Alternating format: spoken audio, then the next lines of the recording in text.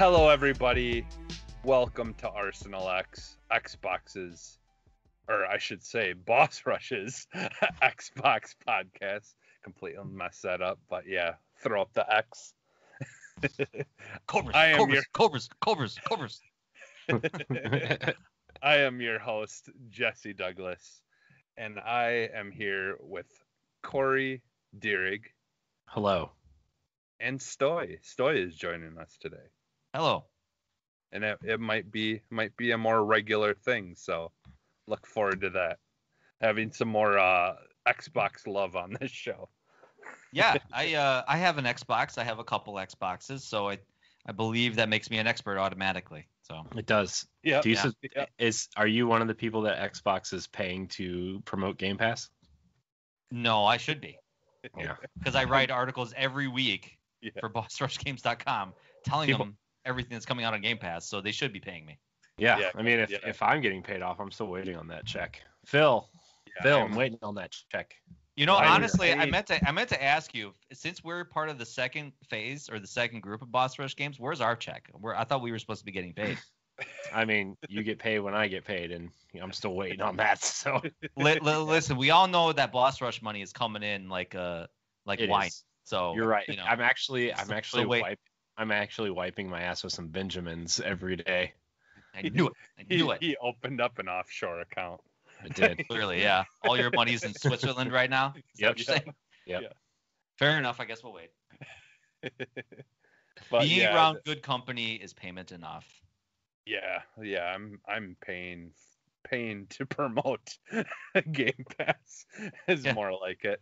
Oh, the money's going to Jesse because he's the host of Arsenal. No, I'm just paying. Okay, so I should be asking you then. All right. Jesse's fault. Yep, that's what happens when everyone knows when you're a manager or a lead, everything that everyone under you does is your fault. Oh yeah, and you're getting paid twice as much as what they think that you get paid. So yeah, it's like, oh yeah, manager makes like 6 figures. Like, nah, not really. No. Yeah. Usually you're being paid salary, so that means they can make you work 80 hours and still get paid the same amount and cry a little bit. Yeah. While you're dying inside. Yeah. But this is Arsenal X. We talk about Xbox, not crying and dying inside a little bit, but we could talk about that. I mean, we gotta bare our souls to some people sometimes. So yeah, true. Yeah, true. Well, but not today. Yeah. But yeah, really quick, I just wanted to let people know that they definitely need to go to our website and check out some of our other shows. Crossroads, our PlayStation podcast, Pow Block, our Nintendo podcast, of course, Arsenal X. You're listening to it. Yeah. In your ears. And there's a lot of great other shows. Like Stoy is part of EXP Cast. If you haven't checked that show out, definitely go check it out. 1v1, our interview shows. And we have all the entertainment that you could need on the entertainment side of Boss Rush. Maybe don't need. Yeah. You might not need it, but you needed it. Yeah, exactly. Or maybe your mom or your brother needs it and you don't. You could always tell other people about our shows. I want to know whose mom is a fan of Bible Man. Okay, I just want to know. I'm sure there's some moms out there who are a fan of Bible Man, and especially in the Midwest, I guess. Yeah, they've probably even claimed to have been visited by him. Well, I was over the weekend. I was kind of camping up in northern Wisconsin, and Jesse, I'm sure you can attest to this that that would be the area where people would probably love Bible Man. So. Mm-hmm. Yeah, there's definitely. I mean, even like where I live in Appleton, I mean, there's like a church on like every block. It feels like so. Yep. You know, like there's a lot of. But I mean, the nice thing about where I live, though, it's very versatile or very diverse, I should say. there's a lot of different stuff going on here by me. I mean, you can, I'm constant, I used to, where I lived, constantly have like the all different people coming to my door and trying to sell me their religion, but the goods. Have you heard the good news? Yeah. They say. The one time they even gave me a CD of like Christian music and stuff. Sweet. Was it Creed? No. Can you take me higher? It's funny that you bring that up because that song what is it? The With Arms Wide Open. That was on. Yeah. It was on a podcast I was listening to, and one of my favorite things like has always been me and my friends. Like I'm a big fan of Weird Al, so we'll just like always on the fly just come up with just goofy lyrics for songs, and so mine was called with cheeks wide open. Wow.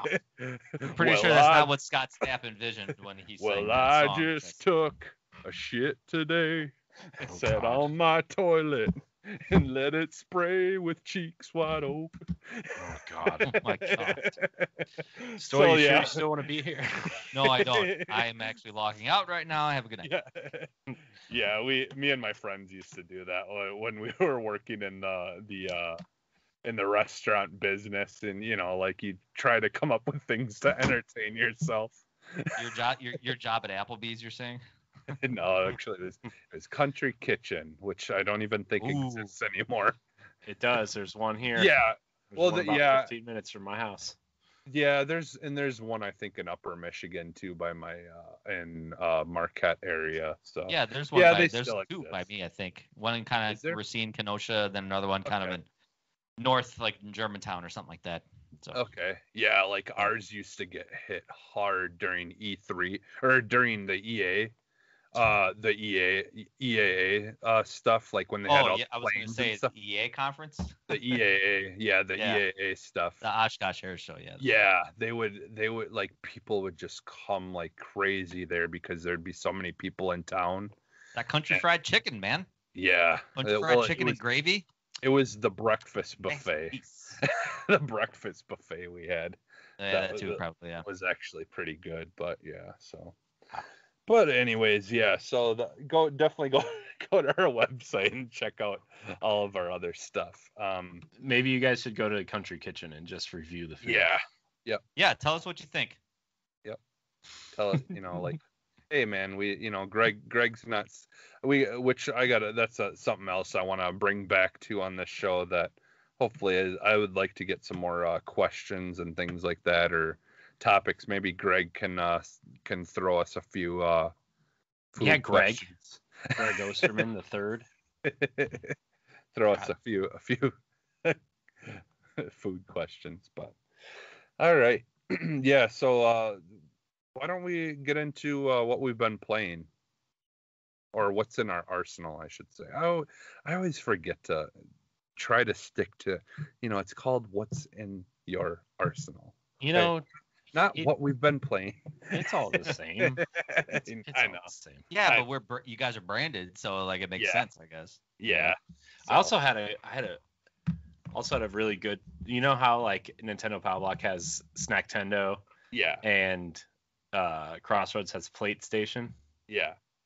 Got one. I got one for Arsenal X. Nice. Arsenal Snacks.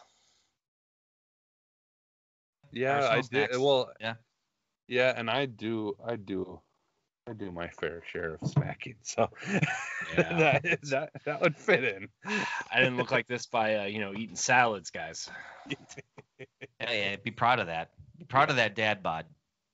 I would until we went to the zoo today and we walked up the hill and I thought I was gonna die because you had to take a break halfway up and be like, is there a seat I can sit down for a moment? Not in the shape I used to be. It's fine. It's 15 years of cookies and cake and pizza. Well, did I overhear? I think one of the last times I talked, you played D1 football. Me? Yeah. I played college football for 2 years, and okay. Yeah, I went from like 275 pounds to 350 something pounds in in like a year. Wow. Because of what they had me on, and it was not. Were you an offensive lineman or? Yeah. Oh, okay. Yeah, it was. Yeah, didn't feel great. No, I bet. No. Yeah. Not great. Bet your arteries didn't really feel great either. No. No, my heart was like, "Get me out of here! Get me out of here!" I quit before practice was even done because I wasn't. I've just never really been into sports like enough to really have the drive that one would need to want to play them. Mm-hmm. And it was just always kind of like I guess I could give it a try and see if it's something that I'm into. And yeah, I just look, I'm like, I'd rather be home doing stuff with friends or whatever. I'm not passionate enough for this. Like, I might as well just stop before I waste time. You get enough injuries and cortisone shots and ankles and fingers taped up, and like sometimes when I'm watching the Browns, I'm like, man, I miss that. And then I go to stand up off my couch and my knee feels like it's gonna blow up. I'm like, maybe I don't. So. Yeah. See, I played still play soccer to this day. Yeah.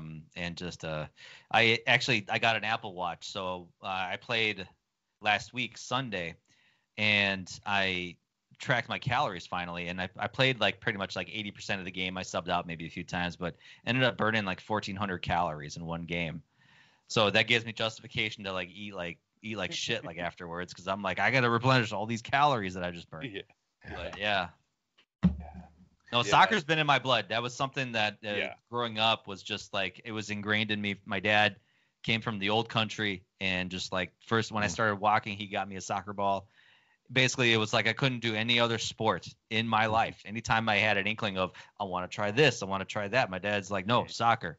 And I was like, what is your nationality? Serbian. Serbian. So my whole family's from Serbia. I was first born here, hence the accent. my wife's family is Ukrainian, so. Oh, cool. Yeah, so like it was always like dance. It was dance for her, but like That's how it is for in Serbian. It was that's how it was with females too. Like the guys would do soccer, and the girls would just go to do dance groups. So and I think we have similar dance style. Dancing or whatever, I don't know. So. Yeah. So I was wondering because like they call it the old country too, and I was like, well, Eastern I know it's. Europe. I was like, yeah, it's not Russia or Ukraine, but it's somewhere over there. So yeah, Eastern Europe. So we're all kind of the same. We all got to stick together. So yeah, I'm French, so that sucks. Yeah. The coolest thing I can say about my family is that my dad's great grandpa was like a French artist, and then his family moved here and opened a bar. So that's cool. my family's story. Yeah, and I'm mostly German, so I don't want to know my family. No, but yeah, like no, I'm mostly German, but like some. There's my great grandma was mostly Native American, so there is definitely some of that in there, which I've like since a child I've always been just fascinated with the Native American culture, and I've do you get reparations at all? No. Is your percentage high enough, or? I don't think so, because. Well, even if it was, honestly, I don't know. Yeah. I think they've changed that a lot too. I think they've upped that percentage quite a bit. I imagine a lot of people jumping on Ancestry.com and finding out they're 4% Cherokee, and then they're like, I want money. It's like, yeah, it doesn't work that way. My mom has some Cherokee on her side, but I'm just like, I'm pretty pasty. I don't think I could even try exactly. to say anything. You know, pretty sure I don't count. Yeah. That's that's what I'd feel like stolen valor. I mean, I look at the sun through a window, right, and I get sunburned. So it's like, yeah, probably not. Yeah, but it's fine. It's fine. All right. Yeah. Oh yeah, that's Cultural right. X is our new show name Yeah. now. Cultural X. CX. All right. So see where all in the white Soviet people come Russia, games play you. yeah. Bosses beat you. Yeah. Bosses wait, rush you. All right. Why don't we start with you, Stoy? What's in your arsenal? You know that I don't know if you like after E3, Xbox dropped a bunch of those bunch of demos. Yeah. And I ended up getting it, and I didn't think I would like this because I saw this game get announced, and I was like, why the hell would I want to play a game delivering mail? Yeah. And it's a game called Lake. I don't know if you guys heard of it or saw it in the trailer. Oh, yeah.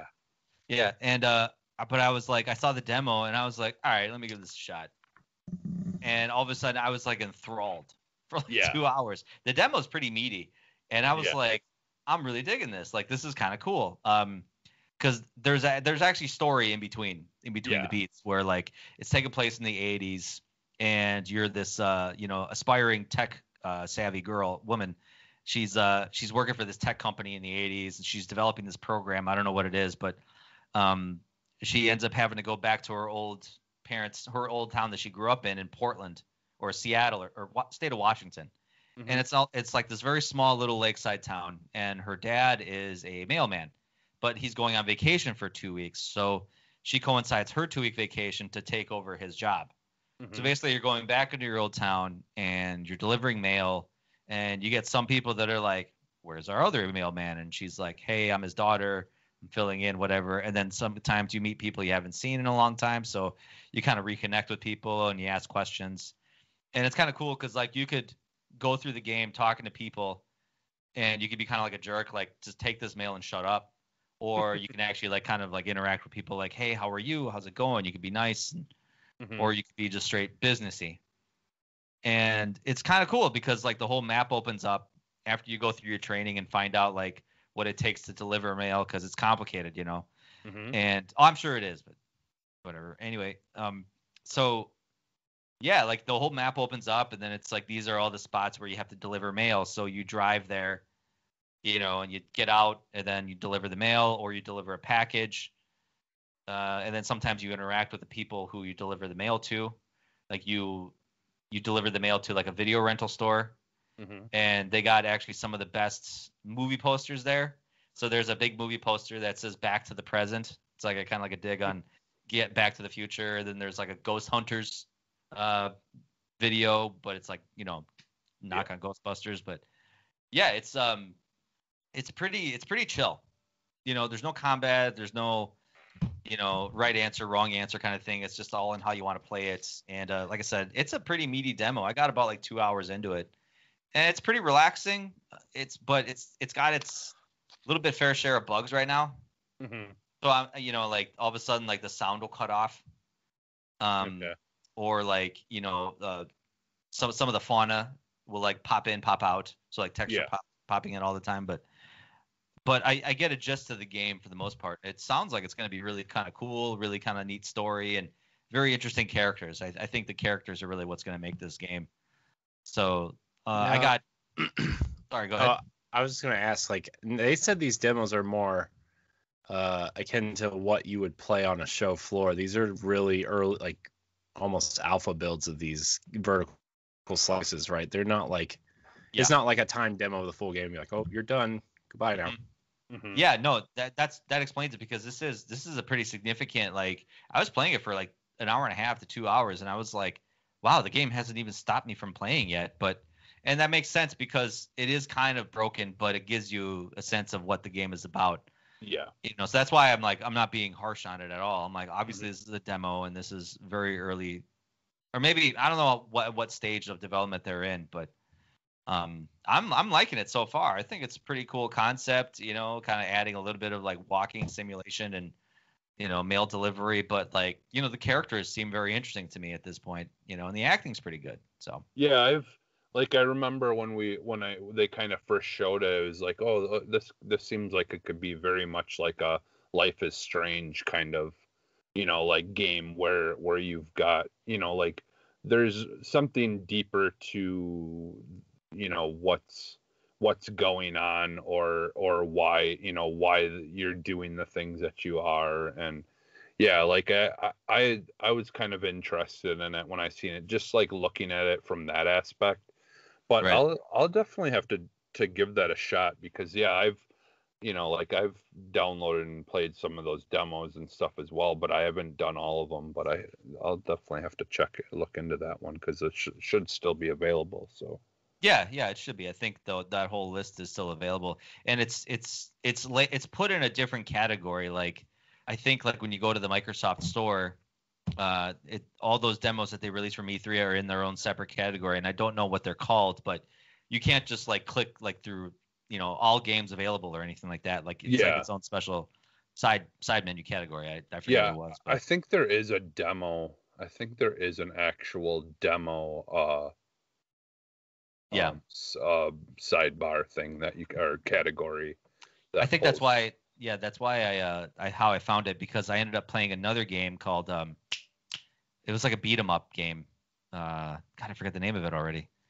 But it was like a Streets of Rage, Okay. kind of like side-scrolling beat 'em up, and it was pretty standard fare.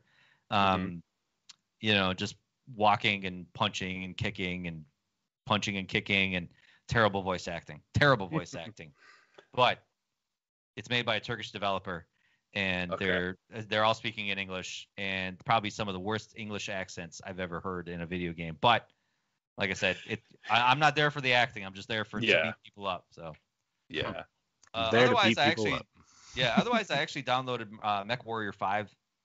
Yeah. It was on that just got released on Game Pass, so I just got started playing that. So I don't really have much to say. And otherwise, I've been jamming Mass Effect Legendary Edition. Boy, Nice. love going back into that universe again, especially with the nice updated graphics and everything. But Yeah. it's weird like seeing like old Xbox 360 games being played on new hardware.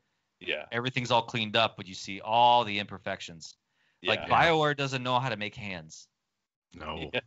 If you look at their hands, God, Yeah.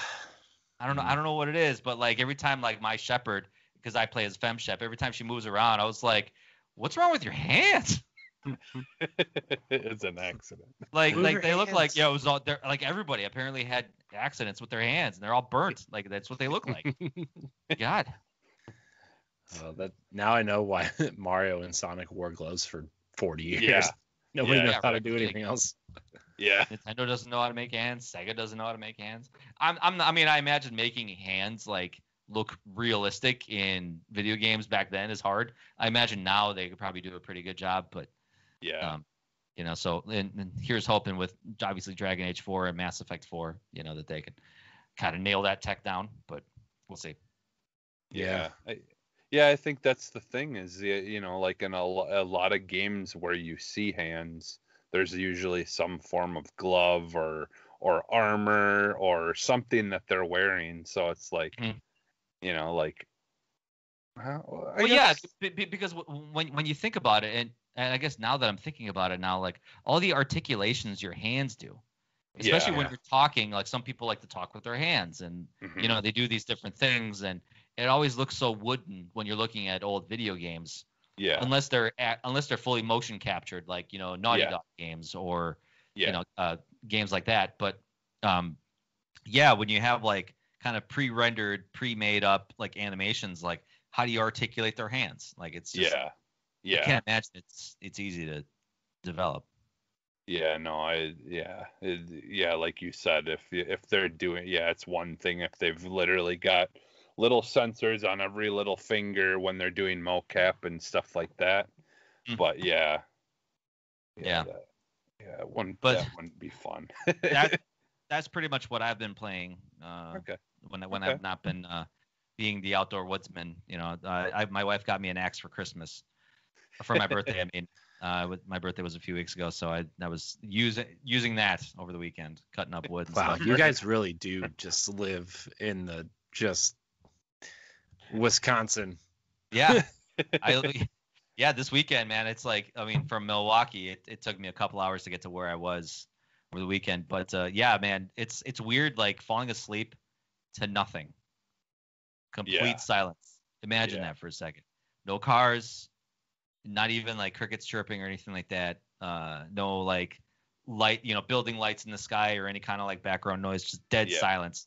Couldn't fall asleep for like an hour because it just freaked me out. Yeah. Because I live off a main street. So like falling asleep to nothing, I was like, Gah. Well, and even like you said, like, like when there is that dead silence, except for, like crickets or whatever, you realize just how loud that stuff is. Well, yeah, like because I think your ears, your ears become like hypersensitive because your ears are like, wait a minute, we don't hear anything, something's wrong. Yeah. So I don't know if our ears just like turn up the volume or something like that, and that's when like I heard a bird chirping this morning. Yeah. And like I was like, it sounded like the loudest thing on the planet to me. But like birds chirp outside my window here, like in Milwaukee, like every day. And I don't even pay attention to it. I don't know. Yeah, like I, like definitely, being from Wisconsin, I always grew up like the camping and stuff is like it's like if you don't camp and you live in this state, like people look at you weird. But like, yeah, like a little over a year ago now, we went camping in Upper Michigan with my wife's family, and we were like our site was just right across the kind of like street, if you want to call it, pathway that cars drive through. There's a couple of like tent areas, but after that tent area was just a drop down right to Lake Michigan. Okay. And holy crap. like hearing those waves crashing late at night when you're trying to sleep and everything around you is dead silence except for the water. Like, and that had been the first time I had ever slept by water that close, like late at night, and had massive thunderstorms. And God, talk about loud. Holy yeah. Like you could just hear it, like the sound traveling across the water, and then like it was an intense. That was an intense sleeping situation. Like, but that's the kind of thing that I love. Loud. Like I love that kind of silence. I love that kind of solace. Like into it more lately over the last couple of years of my life, because I never did that as a kid. Because my parents were like, outdoors are bad. That's why we live in the city. And it's like now over the last few years, I've kind of been like, man, I got to get out. So actually next weekend, I'm going to be in the UP, the Upper Peninsula. I'm doing a little motorcycle waterfall tour where like I'm hitting all these waterfalls on my bike, and I'm actually going to be tent camping up there. So I'm really looking forward to that. Nice. Yeah. Man. Get on my Harley and just go. Yeah. There's honestly, in my opinion, like there's a lot of places I want to go in the United States yet, but like it's going to be really hard to top like northern Wisconsin and upper Michigan. Sure. Like that's just where I want to be. Like, hey, Boss Rush Games camping expedition. Let's go. Let's get everybody up to northern Wisconsin. I'll bring my axe. We'll have Corey cut up some firewood. We'll have Eddie build a fire. We'll have Eddie build a fire. I think LaRon will do the grilling for us, so he's gonna have to get a grill up for him. Yeah, we could get some, and then Logan can bring the barbecue. Yeah, sure. Yeah, but Celeste will have to too as well because she's from New Orleans, so she's gonna have to bring seafood and stuff. And Yep. Yeah, that's one of those places I haven't been yet, but I definitely want to go sometime. Well, unfortunately for you, New Orleans is a very dirty city. Yeah. Well, I imagine if you're there, you love it. Experience. Yeah, it's like, definitely about the experience, especially Bourbon Street. Bourbon Street is an experience, let me tell you. Yeah, because like I've been to, my wife has family in in Vegas, and I went and I experienced that, and it's not something. It's just not for me. 2 days. We'll just put it that 2 days way. max in Vegas. Yeah, I think that's about all anyone can take. So California is the only place that I've really enjoyed longer than a week. Right. So, but that's so what else have you guys been playing? Yeah. What's in your arsenal, Corey? Well, in terms of Xbox, it's just been Destiny, and I played a little bit of Halo the other night. Nice. Just because, like, I don't know, all this stuff surrounding Halo Infinite just has got me excited for Halo again, and I jumped into the Master Chief Collection for a little bit, and by the way, like, those games still play really good, but they still play like you remember them. Yep. Yeah. And they're pretty, especially like Halo 2 and 3 are still pretty archaic in terms of, like, there's no sprint button, which really throws me off. Like, instead of zooming in, the shoulder button is throw your grenade, and it's like, oh man. Yeah. Every time I go back to Halo, man, that's always yeah. So it's like shooting through binoculars. That's what it makes you feel like. Yeah. Yeah. Like, yeah. What? Yeah. And so, like, I played a little bit of Halo 4 multiplayer, which is still, like, for me, it still feels the best out of all of the multiplayers. I played a little bit of that, and then I played a little bit of Halo 5, which I still like the movement and stuff in Halo 5. Mm-hmm. I hope that stays a little bit, which it doesn't look like it is, but I still really like the way Halo 5 plays. Yeah. What in your, I mean, I know a lot of times when I bring this up, see, my favorite game is Halo Reach out of the series. And I love all the Halo games, just about as good. But I think when Halo Reach came out, it was the most different of all the games. And I think it had kind of like one of the best stories and the best characters at the time, instead of just being focused on Master Chief. So what do you think of Halo Reach? It's the only Halo game I've never finished. Oh, okay. Which it has a lot to do with what was going on in my life at the time. And then I just never went back to it. But me, you, and Ed started it. I know, and we got to the same exact spot that I stopped at. Yeah, when you got the what was it, the remaster or whatever? Or yeah. Did you guys play the remaster? Yeah. Well, we did. Yeah. We used to do this show called Squad Goals, where we'd all log on and play multiplayer and stream it and do dumb stuff during our playthrough. Like Ed, half the time Ed would, like, fall asleep while he was playing with us, so we would push him off the edge. Yeah. Murder him straight up while he was running in front of us or something. So been there, man. He's 2 for 2. I think he's 2 for 2. Like, both times that we played Sea of Thieves with him, he fell asleep. Yeah, and then, like, I start, like, the thing he hates the most is when he falls asleep and then he wakes up and my pirate is dancing in front of him. Yeah, he hates it. He hated it. Which, by the way, he needs to drink a Monster Energy drink or something. Yeah, we gotta play Sea of Thieves soon, Jesse, because I know that pirate stuff. Yeah, but I played some Halo 5. I also played a lot of Destiny just to catch up on this. There are some weird. If you play Destiny at all, there's some weird stuff going on in Destiny right now, in terms of story, and it's fun. I can't wait to see what happens. Yeah.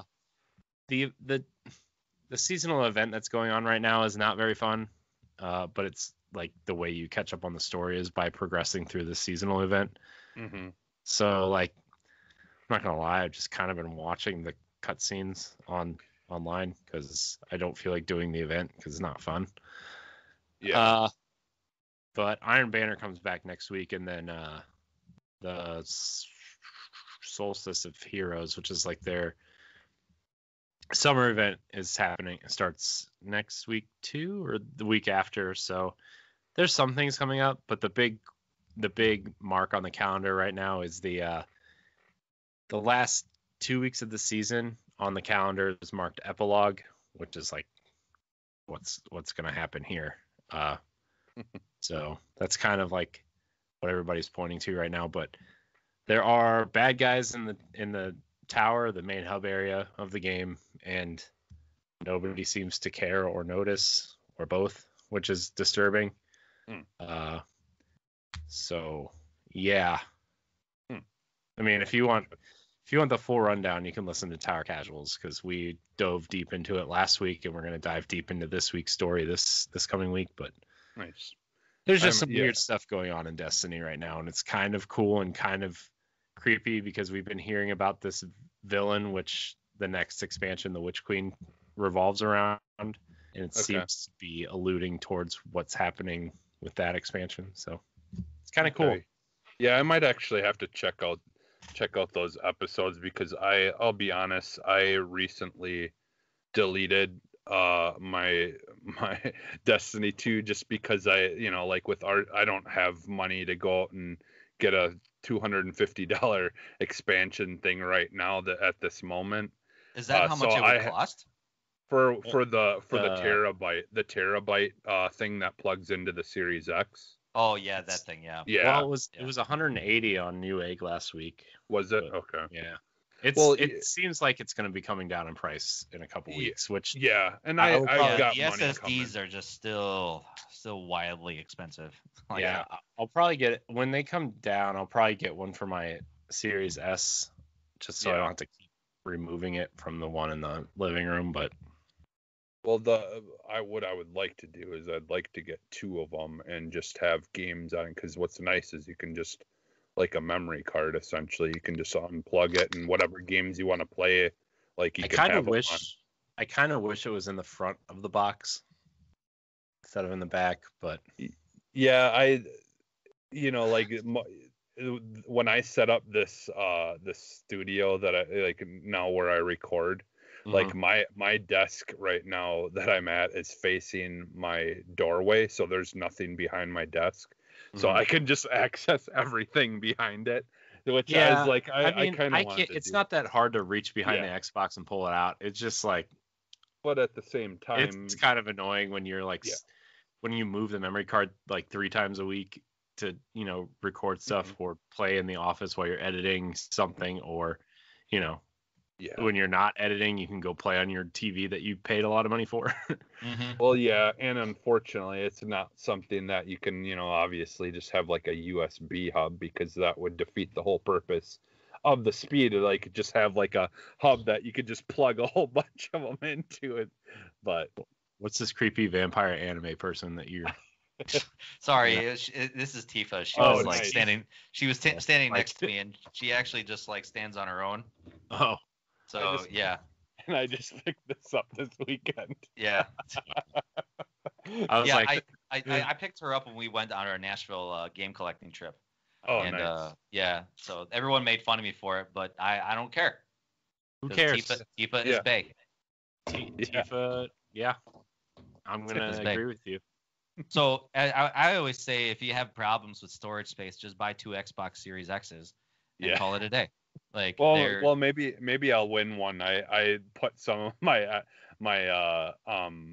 points towards the sweepstakes thing where you can win. You win Taco Bell doing sweepstakes again. Series X. It's the Series X. Those new headphones. I think a monitor. A terabyte. One of the storage things. And there's a whole crap load of stuff in there, but and it's a Resident Evil Village bundle like type thing. So, every time I get enough points, I flood my points into the sweepstakes, the LG OLED, the 65-inch LG OLED, and the Series X. So that's where all mine go. Yeah. Well, most of mine go to I have it set up where every month, because it's cheaper if you do it this way. It's like 8,750 points to get a $10 gift card. And so I just have that set up to do that automatically, because a lot of the times the things on there, that they're offering points for stuff I'm gonna do anyways. It's like I'm trying to get a lot of my movie collection digitally on my Xbox, because then I can just watch them through Movies Anywhere app and stuff. So like a lot of times it's like you can get 3,000 points if you rent or buy 4 movies that are $4 or more, and it's like, okay, well, I want to get this in this movie anyway, so Cool. I'm halfway there. But yeah, so Well, yeah. Jesse, what's in your arsenal?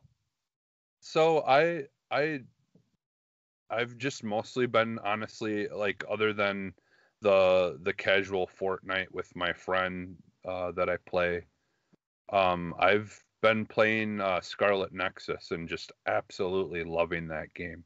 Ooh. Tell me about that, because I wanted to pick that up this weekend, but I hear it's like anime Bloodborne. Yeah, I mean, it's a great game. It's a lot like a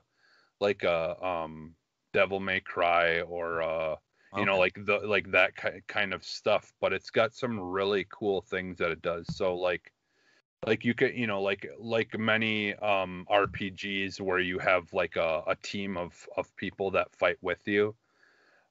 They kind of have that aspect of it, but instead of you like literally controlling or telling what those people do, they will fight on the battlefield with you. But like what you can do is like, and they kind of go through this in the beginning of like when you're going to the training, but you're essentially part of this group of people who are fighting this anomaly of creatures and stuff that are coming into the towns and stuff and wreaking havoc, and you're part of this like military, like special class of like defenders who take on these anomalies and stuff, and eradicate them, so they don't do more damage to the city than what's already been done. And there's this whole like plug system of like these big plug like spike things that go into your back, and they like shock you and stuff, and so like it takes some getting used to, like, for the characters, and they talk about how painful it is and stuff. But essentially what it does is it like it's a way to link yourself with your team on a level where you like like I said to my friend, it's kind of like Naruto, where like a lot of people have like their own distinct like abilities and things they can do. Like some people have like fire abilities, or like uh moves that they can do that are linked by fire, or people who can move really fast, or whatever. And so like when you have these people in your squad, you can you hold like LB or something and press like whatever button is linked to that person in your team, and then those plug things will shoot into your back, and then you like harness the power abilities of whoever's in your team. And so then you can, like, when you're using your sword attacks and stuff, they can be linked with the fire ability or whatever, because some characters have like weaknesses to fire, or or more have weakness to this, or and like your character that you start out with, or at least the guy one that I started out with, has like the ability to like move, like pick up things with his mind and throw them. And that, like, that part of it, of like they do this really good job of you mixing your physical attacks with those attacks as well. And like I really like that it's not quite about doing like pushing a whole bunch of buttons for a certain combo at this point. It's more about just like like very easy. It's not hard to get around the combos that they do. Okay. And it's more about like an up attack. You like, so if you do an up attack, and then you can mash a button, and you'll do a whole bunch of hits to them while they're still in the air. And then if you hold like your kinesis or whatever attack right after you finish your regular physical attack, then all of a sudden you'll see this, like, whatever you picked up, just smash them in the side of the head or whatever. It's a fun game, and that's one of the games that there's a demo of as well from during the E3 on Xbox, and you get to play a good chunk of the game in there as well.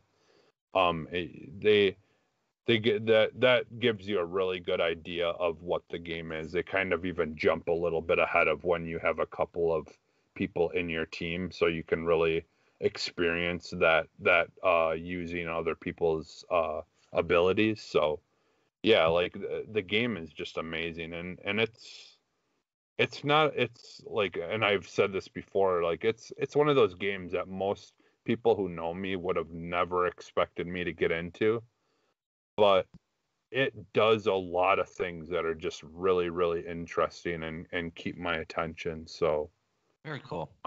yeah, because I was kind of on the fence about this because I'm kind of in that same boat with you that I'm like, I don't know if I'd get into this because kind of the things I heard about it, like leading up to it, I'm like, I don't know if that would be a game that I would kind of get bored with or like I would get frustrated with pretty easily, but sounds like it's, it's fairly easy, like as or at far least as like challenging it. enough, right? Challenging, It's not like it's gonna kick your challenging. ass. Yeah. Yeah, but it's easy entry level, I should say, for like a game that deals with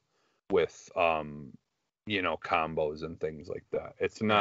It's not like heavy combo based like a fighting, like a Street Fighter or something where you've got to really hit those button combos or otherwise it doesn't work. It's not like that. It's a much more forgiving and a little bit easier entry level. So I mean, the fact that you compared it to Devil May Cry first was kind of enough for me because obviously the Devil May Cry series was kind of the first.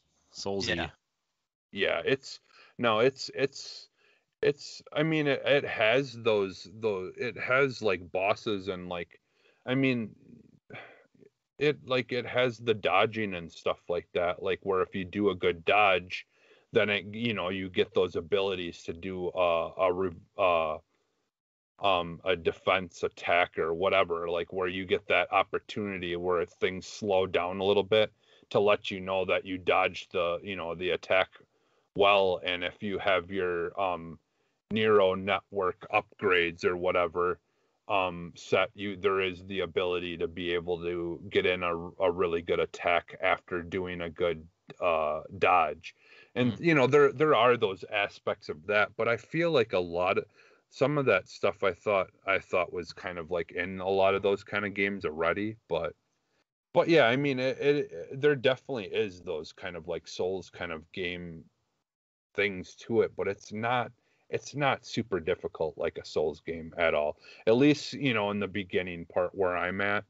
And like the boss characters and stuff that I've seen so far are really interesting. I mean, yeah, like I said, yeah, if you really want to try it first before you absolutely buy it, there is that demo of it, and they give you a really good like chunk of the game to really experience it. So very cool. I definitely suggest for people, like if they like those DMC like kind of games and stuff, and like are really into like anime type kind of stories and things like that, it definitely is a lot of that, and they do a really good job of those things, in my opinion, from what I've experienced so far. So sitting here talking, I finally had a painful memory pop through my head that I actually played Dungeons and Dragons Dark Alliance this week. Oh, did you? With another guy on the podcast, Josh, and I never deleted a game so hard in my life from my library. That's funny. We just had a terrible time with it, and it was a good game on paper, and the combat, everything was right about it. It was like a old, like kind of like just old fashioned like third person hack and slash type game. It kind of reminds me of Gauntlet a little bit. Yeah, I think it kind of had a little bit of that, a little bit of kind of like if Baldur's Gate was kind of had that behind the back kind of camera angle. And it's entirely co-op. It can be if you want it to be, and you can pick like 4 different characters. You can pick the dwarf, the human, you can pick an elven kind of dual wielder and stuff, and each has their own little abilities and whatever. But just the brokenness of this game, I don't understand how it passed, how it got through testing.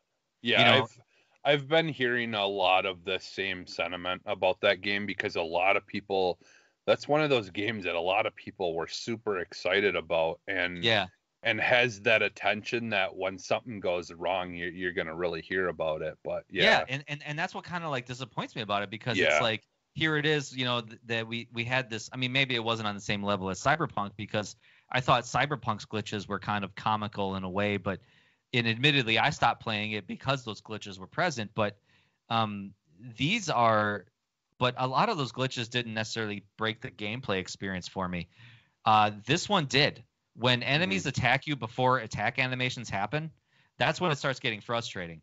Or when you got like homing particles, like someone throws a rock at you and you like the rock like takes like a hard right turn to hit you. And like, what? Like, how does that work? Magic, I guess. It's like curving bullets. Yeah, I know. I mean, this ain't the game wanted, but the it just, there's a lot that's broken that kind of completely destroys your immersive experience. And I tried to play it. I thought maybe it's just lag. Maybe the online servers are kind of jacked up, and that's kind of what's causing this. But it wasn't. When I played through single player for a short amount of time, all those glitches were present. And this is stuff you could see on YouTube. You YouTube these glitches, and it's like enemies are disappearing, and like attack animations are happening after you get hit, so there's no chance of preparing. Dodging is like atrocious, like if you can dodge, and just, man, it's just bad. Like, I hope they fix it. I like, but is this the kind of standard that we're going to be expecting nowadays, where it's like, let's just release the game, okay, it's broken, okay, now we have to fix it, now we got to work double hard to make it right, but it's like, is the damage already done? Like, all this bad press, it hurts the sales moving forward. Yeah. To where all of a sudden it's going to be a Mass Effect Andromeda scenario where, all the bugs are fixed, the gameplay is great, but the damage was already done with the bad media attention, and now everyone's like, "Oh, I heard that game is really bad. I'm not going to buy it. I'm not going to play it." But yeah, which is unfortunate, because like I was listening to a conversation where they were talking with some of the developers and stuff about these kinds of things, and how, like, when they have a deadline set and they've just basically, they know like all these issues are going to be there in the game, and they have to have the game, a finalized version of it, pressed at a certain time, even though they've been working for months on fixing a lot of that stuff. It's just that it kind of gets trapped in that state that it was in, and like, too many bugs and not enough time to fix it, so you try to kind of fix the most important ones, the ones that don't break the game. I actually, one of the ones was like, literally every time we beat a level or beat an act, so to speak, our connection got severed. So like, we would have to restart the connection to play the next level, and that was like kind of annoying. But like, I understand that part of development, because hearing all those stories, like, when that crunch time happens, when all of a sudden they got a huge list of bugs that the QA testers found, so then they go into kind of like overtime mode where it's like they got to fix them. But admittedly, I think sometimes don't even put a deadline on games. I know that doesn't work for a business sense, because businesses, publishers, video game publishers are businesses, video games are a business, so they need to put the games out at the right time so that the publishers and developers can make their money. I get that. About the only company that it works for right now is Microsoft, to be honest with you, because they have the money to burn on that, right? And then like Game Pass brings them in, that supplemental income that they might not get otherwise. So I mean, you heard the story of Psychonauts, right? Like, it was supposed to come out last year, and then they said that, Microsoft said, take all the time you need to make this a good polished game.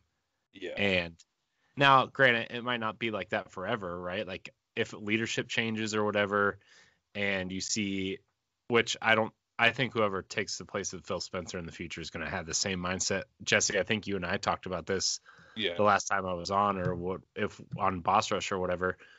But we think Sarah Bond's going to take over Phil Spencer's role when Phil Spencer decides to step down. That's going to be a big shoes to fill right there, man. Phil Spencer is the Xbox god, man. He's I mean, like, he's up there with, like, in my opinion, like Iwata and Well, and like I mean, like I think in terms of like personality yeah, wise. yeah, Yeah. and just like he is Xbox right now. But Like he delivers the right message that gamers want to hear. Like yeah, Xbox had that dark period when the Xbox One came out, and everyone was like not happy with the direction they were going, so they had to really reverse course. And then that's when Phil Spencer came in and said, "Games, let's talk about games. Let's hit these people Yeah. with good games and good I development, mean, the fact first party titles." the fact that during the Summer Games Fest they had Satya Nadella come out and talk about games with Phil, right? Like that was like, I know that was probably just like a PR move, but it was a really good PR move, and that was a really strong message that says Microsoft is backing games, right? Which yeah, right, like Phil Spencer had to convince them to keep the Xbox brand around, Mm-hmm. and the fact that he not only did that but turned it around and actually turned it into something that like every day I see people say, oh, well, Game Pass is a great deal. I'm going to buy an Xbox, right? And like, yes, Microsoft's paying us, by the way, to say that. Still waiting on my check though, Phil. I know. Yeah, they're in the mail, I guess. But I like it's every day. Like even people within Boss Rush who want a PS5, they're like, well, Halo looked great, and Fable seems like something cool. Oh, they're bringing back Perfect Dark. Oh, it's on Game Pass. Well, I might as well just get a Forza Series Horizon X. 5 though. Yeah, I mean, Yeah. Individual cactus needles. I know. Individual cactus needles. They- Come on. like I found 4 Xboxes for people this week, and it was like, and 2 of them were PlayStation guys, right? Like Dan in Boss Rush has never owned an Xbox before, never, and he's gonna get it either a Series S or a Series X at some point. Like it's just, I don't know. I know like PlayStation hardcore or like that box is selling like hotcakes right now, right? But I think in the long run, in the long term, this plan, if they stick to it and they 360. And It's they gonna get- be like the 360, but the PS. it's not even going to be the P- that. It's just Well, going to be like like right now PS5 is the 360, oh, where yeah, it's it's selling Series like X. crazy, but right. like the Series X is gonna just kind of slowly just Right. go past, and like everyone will still talk about PlayStation, but here Xbox is selling more consoles. And, at the and end. if they can pull off like something that has half the cachet of God of War or Horizon or The Last of Us or Uncharted, right? Like they could just really. I really feel like Xbox is doing something special, and like Jesse, we've been talking about it for years, right? Where yeah, it took them forever to turn this boat, right? Like this ship, and Crackdown was like the turning point for me, at least. It was like, okay, this is like the last of that original, reveal of the Xbox One, right? Crackdown 3. This is it. They got it out, right? Gears 5 was the first game in that next direction, right? Them fixing the Master Chief Collection and giving that multiplayer suite an overhaul and giving it a season pass and all that stuff was moving it. Game Pass, right? Yeah. Another piece of the puzzle. Designing the Series S as pretty much the Trojan horse of like, oh, well, this will be my Game Pass machine while I play these PlayStation exclusives. And, I don't know. I feel like they're heading in a great direction. And with Game Pass coming to, it's already on smartphones, but like, I mean, Game Pass app coming to your smart TV, or the Game Pass stick that's rumored to be in development, or I don't know, man. Well, They're doing something. They're just doing it. They're doing it. Well, and and like, not to go back to this, but I mean, like generally, E3 was kind of whatever this year, but like, like Microsoft, I mean, we've talked really about it. was Nintendo, a talking Nintendo point. and Microsoft carried E3 this year, right? Yeah. Sure did. Yeah. And like, and like I've said, like, I absolutely loved Nintendo's and what they did, but at the same time, like, Microsoft's was so important because it it was able to put a lot of people at ease who were worried about the future, right?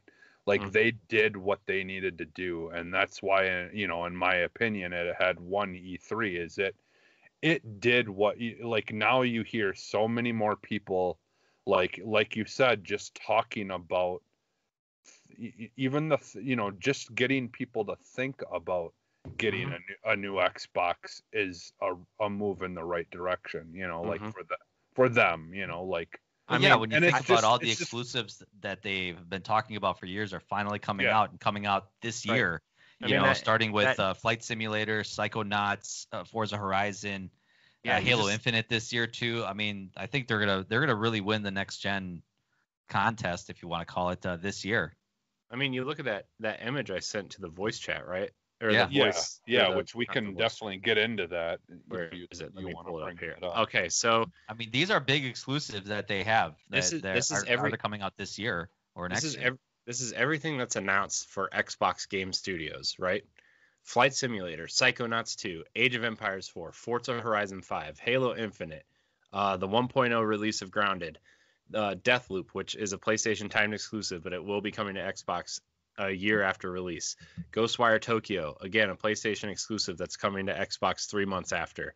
Starfield, Redfall, Senua's Saga, Project Mara, Outer Worlds 2, Avowed, Everwild, Forza Motorsport, Perfect Dark, State of Decay 3, Dusk Falls, Elder Scrolls 6, Contraband, Indiana Jones, Fable, Wolfenstein.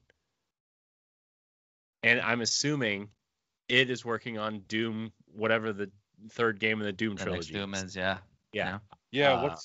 What's the one game too? The one that was like all body horror stuff. The Evil Within? Scorned. Scorned, yeah. Scorned, yeah. Yeah, because I mean these are just first party studios games, right? Yeah, and we're talking kind of like the bigger named ones. I mean, there's still like going to be a ton of other exclusives to Xbox that are going to be coming out, but I mean, this doesn't include its next project. This doesn't include In Exile's rumored RPG, which is rumored to be a Star Wars game. This doesn't include Indiana Jones. No, Indiana Jones is on. Yeah, it was. Yeah.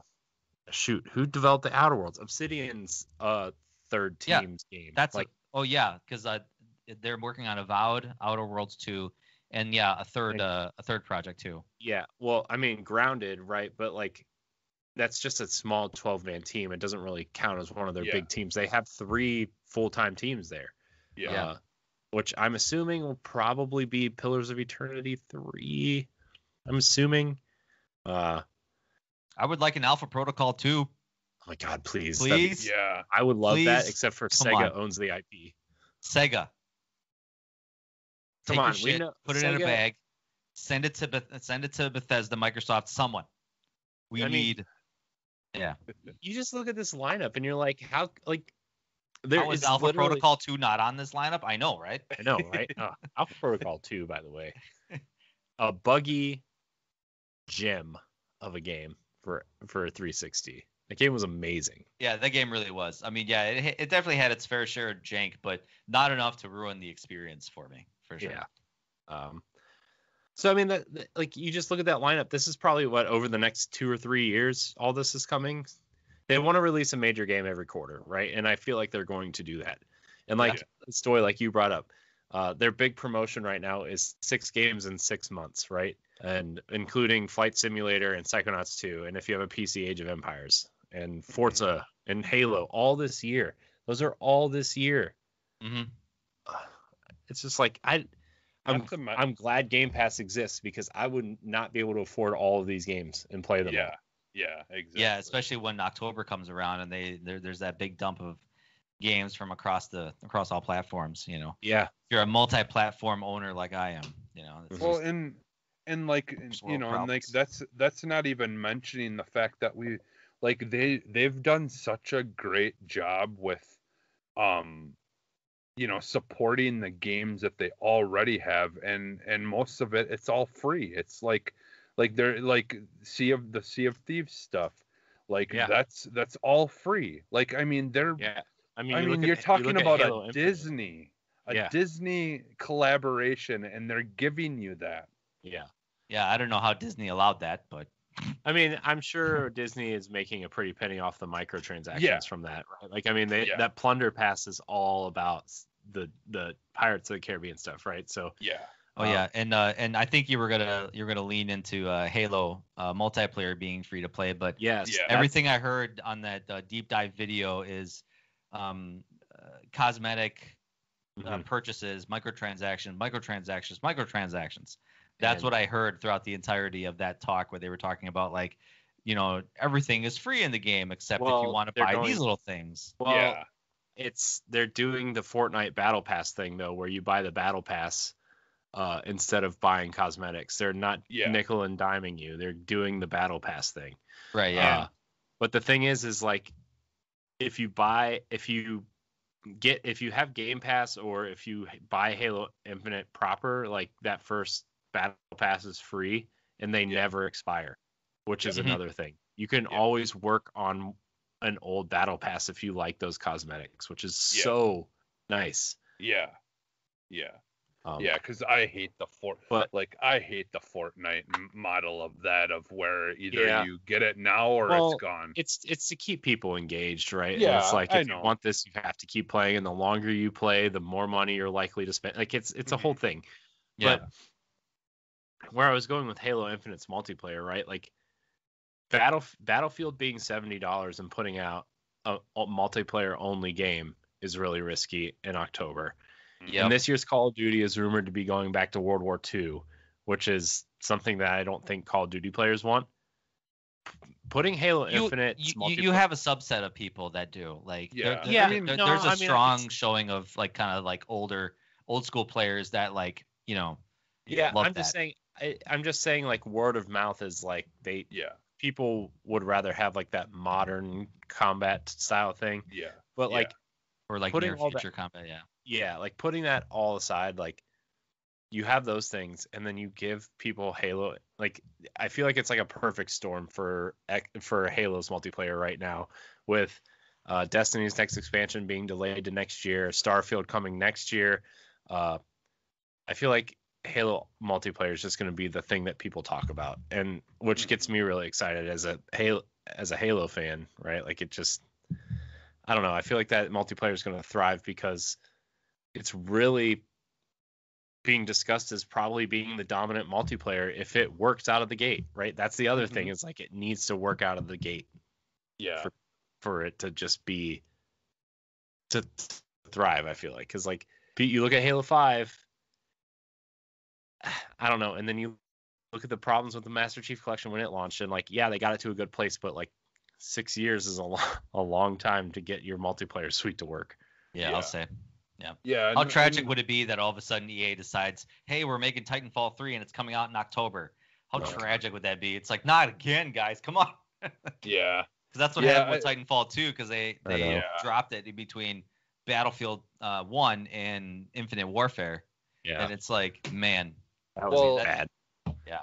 Well, and like after all this stuff happening with the Battlefield, and them kind of like taking a year off essentially with Battlefield, like now it's like, I almost wonder if they were waiting with Titanfall, because they're just like, okay, we don't really know what's happening with Battlefield right now, so we're not even going to bother worrying about making a Titanfall right now, because we don't want that to happen again. Well, from what I understand, Respawn has no plans to work on it. I think they're Respawn just finished working on Medal of Honor, the VR game, and I'm pretty sure they're working on something else. I don't know what, but from what I understand, it's not Titanfall.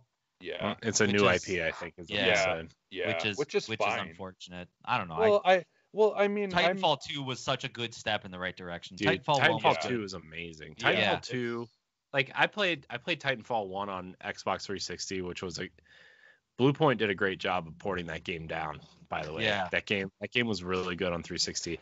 But Titanfall 2 was just like, I feel like they perfected it in the second game, right?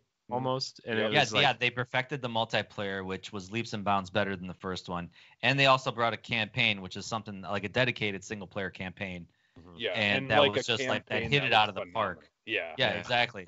And just the relationship between the pilot and your mech, your Titan, was Yeah. just like, I didn't know I could care about a robot so much. yeah, Like Yeah. and it was funny. It was kind of tongue in cheek, and Yeah. all the single player levels were so different in every way, and just whatever. Yeah. Yeah, I don't get Go me cry wrong.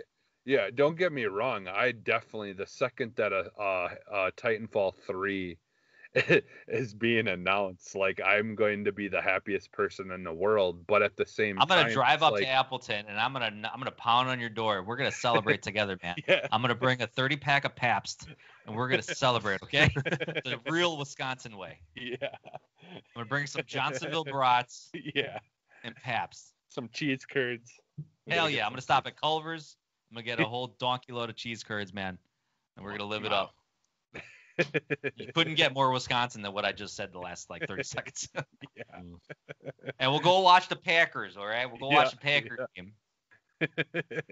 Go Brewers. Well, we don't go watch the Packers. We just go drink in the parking lot. That's true. Yeah, that's where go drink at that's where Lambeau. that's where the real Packer fans are, is out Yeah. in the parking lot. Let me tell you, I am like about like 7 minutes away from it will always be Miller Park to me, but Yeah. it's AmFam Stadium now. Yeah. But they just opened up to 100% capacity. Oh, And the just driving through there, and the amount of tailgating that happens in that parking lot, yeah, good to be back. yeah. But even though there's gonna be more dipshits at those games, but whatever. yeah, Take the good with the bad. you're always gonna have that when it deals with sports. Unfortunately, there's a lot of Yeah, yeah, those yeah. Philly. Wow. That's good. Yeah, because the Euro Cup is happening right now, and I'm getting a lot of my friends that know nothing about soccer asking me, like, Yeah. what country should I root for?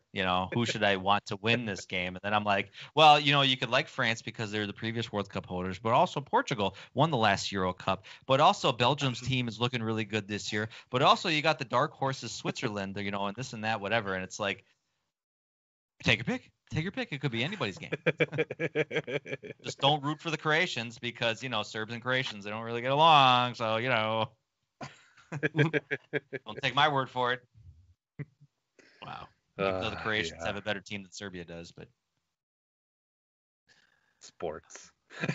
Soccer. Wow. But yeah, I want Titanfall, Soccer's but got at the this same new time, rule. Yeah, I was gonna say soccer's got this new rule now where if the ball hits the referee, the referee actually blows the whistle to stop the game. What? oh wow, Yeah, Wow. it's kind of crazy. That's unnecessary. Yeah, it sure is. But I mean, in football, the ref is just part of the field. yeah, that's how it was with soccer all the time. It was just if the ball hits the referee, it was just like, well, you just got to deal with it because he's part of the field. But and now, like, I heard it was rumored, and then all of a sudden I'm watching games, and like the ball would hit the referee, and the referee would blow the whistle to stop the game and give it back to the team that had the ball. And it's like, okay. Wow. that's weird. Yeah, Yeah. Wow. I think they would just say, try to get out of the way. Well, sometimes they can't. Anyway. We need But yeah. holographic refs. yeah, holographic refs, that would be, or like robot, like just make it all drones. God. That would be. I wouldn't doubt that happening sometime soon. I know some coaches have been calling for that, Yeah. calling for more like kind of close video style drone technology for refereeing games. And I think that would help all across the board. Like it'd probably work in NFL. Like you would see like more like, slight like more false start calls. I would imagine. Yeah, God, there would be a false start call every 5 seconds. I know exactly. Like everybody that falls to the ground in soccer and like wails their arms around like they got murdered. Like a lot of that would probably get called out too because it's like, yeah, he didn't touch you, so take it easy. Wow. Anyway. but yeah, So out of all these games, guys, what are you looking most forward to? Oh, jeez. I mean, Halo aside, like that's the one I think is on my radar the most. I know I will probably play a little bit of Forza, but I want there's two games on this list that I really want to see more of, and Hellblade 2 is something I want to see more of because I really feel like with a bigger budget they could do something really interesting. Maybe not open world, but more. This could be Hellblade 2 could be their Last of Us style game, right? Or their God of War, probably more like God of War, right? Where you tell this interesting story. There's hub worlds that you could go to, but they're not necessarily open world. I want to see more of that because that when they showed that trailer off and the fact that they said it was running on the engine's tech, and granted, it probably won't look that good on Xbox Series X, but like Killzone 2 vibes. Yeah, but it could, right? Theoretically. No, yeah, it could. I mean, when you look at some of the other tech demos that people have been bringing out, like, I mean, I bring it up again, but Forza Horizon 5's, little demo that they showed at E3 was just like, hey, check out this city in Mexico and check out these statues, and all of a sudden, bam, gameplay. Like, holy crap. Right. Yeah, and I mean, if they take the direction that like a big PlayStation or Sony team does, and like really work on polishing the game and making it look its best. Like I think they could could easily make it look good. I mean, you look at what the 20-person team did on a $10 million budget for that first game, right? Look at that game. Yeah. Its visuals were great. It wasn't the best looking game I ever saw, but the motion capture, especially in the expressions on her face, were second to none. I feel like. Yeah. You give that game a Microsoft sized budget and a 100-man team, what they could do. Yeah. And that's on the flip side. That's actually what has me a little bit worried, because the direction that the first Hellblade was in was kind of dealing with kind of like the dark side of mental illness, and her in Senua's struggles with kind of coming to terms with, I guess, surviving with that. Yeah. And I guess we talked about this on our show last week, where we were talking about like, well, with this bigger budget.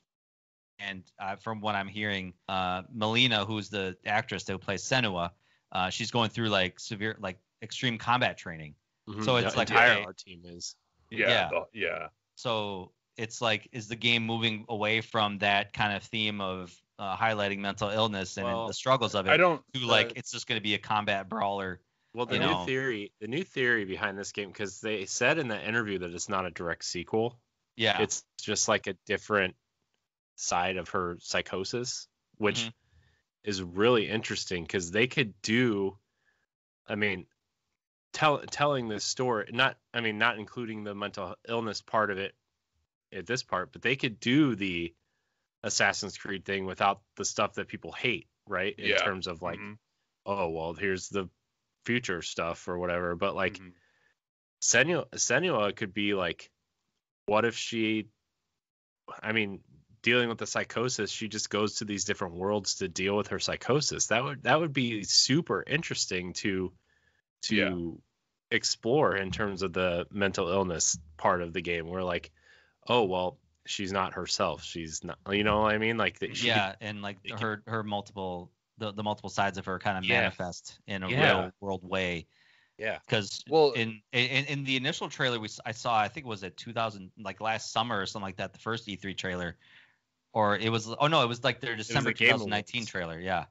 Where it was like she looked angry. She looked angry. She was filled with blood rage, and I think at some point, her psychosis turned into kind of like a mad rage. At least that's what I interpret it. Yeah. But I didn't realize how late they are in development of this game after like hearing about it like this last couple weeks. I was like, wow. I thought we would be seeing this game sooner. Yeah, which I think part of that is just because like Unreal 5 is just came out for the most part this year for everyone. Yeah. I think there's probably a bunch of stuff that they have done, like they did, because like I've watched their diary stuff, and like they've been doing a lot of stuff on the back end that takes a lot of time.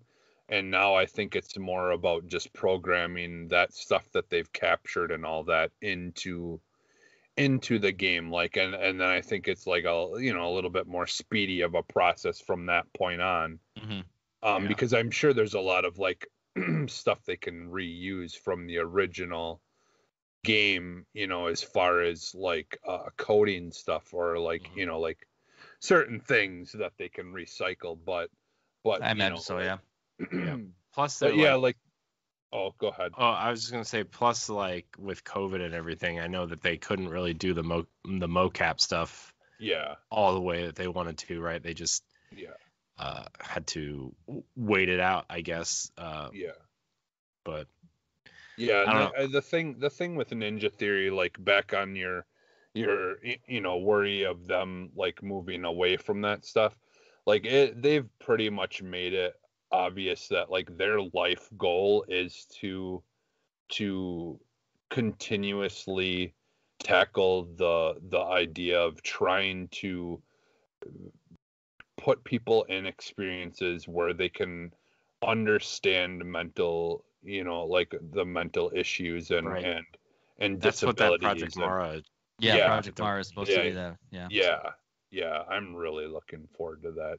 I think that's supposed to be more of a realistic take on it, whereas Senua is really, a fantastic look at it, trying to understand it. Yeah, you're basically, from what they made it sound like, you're playing a person who is just very antisocial.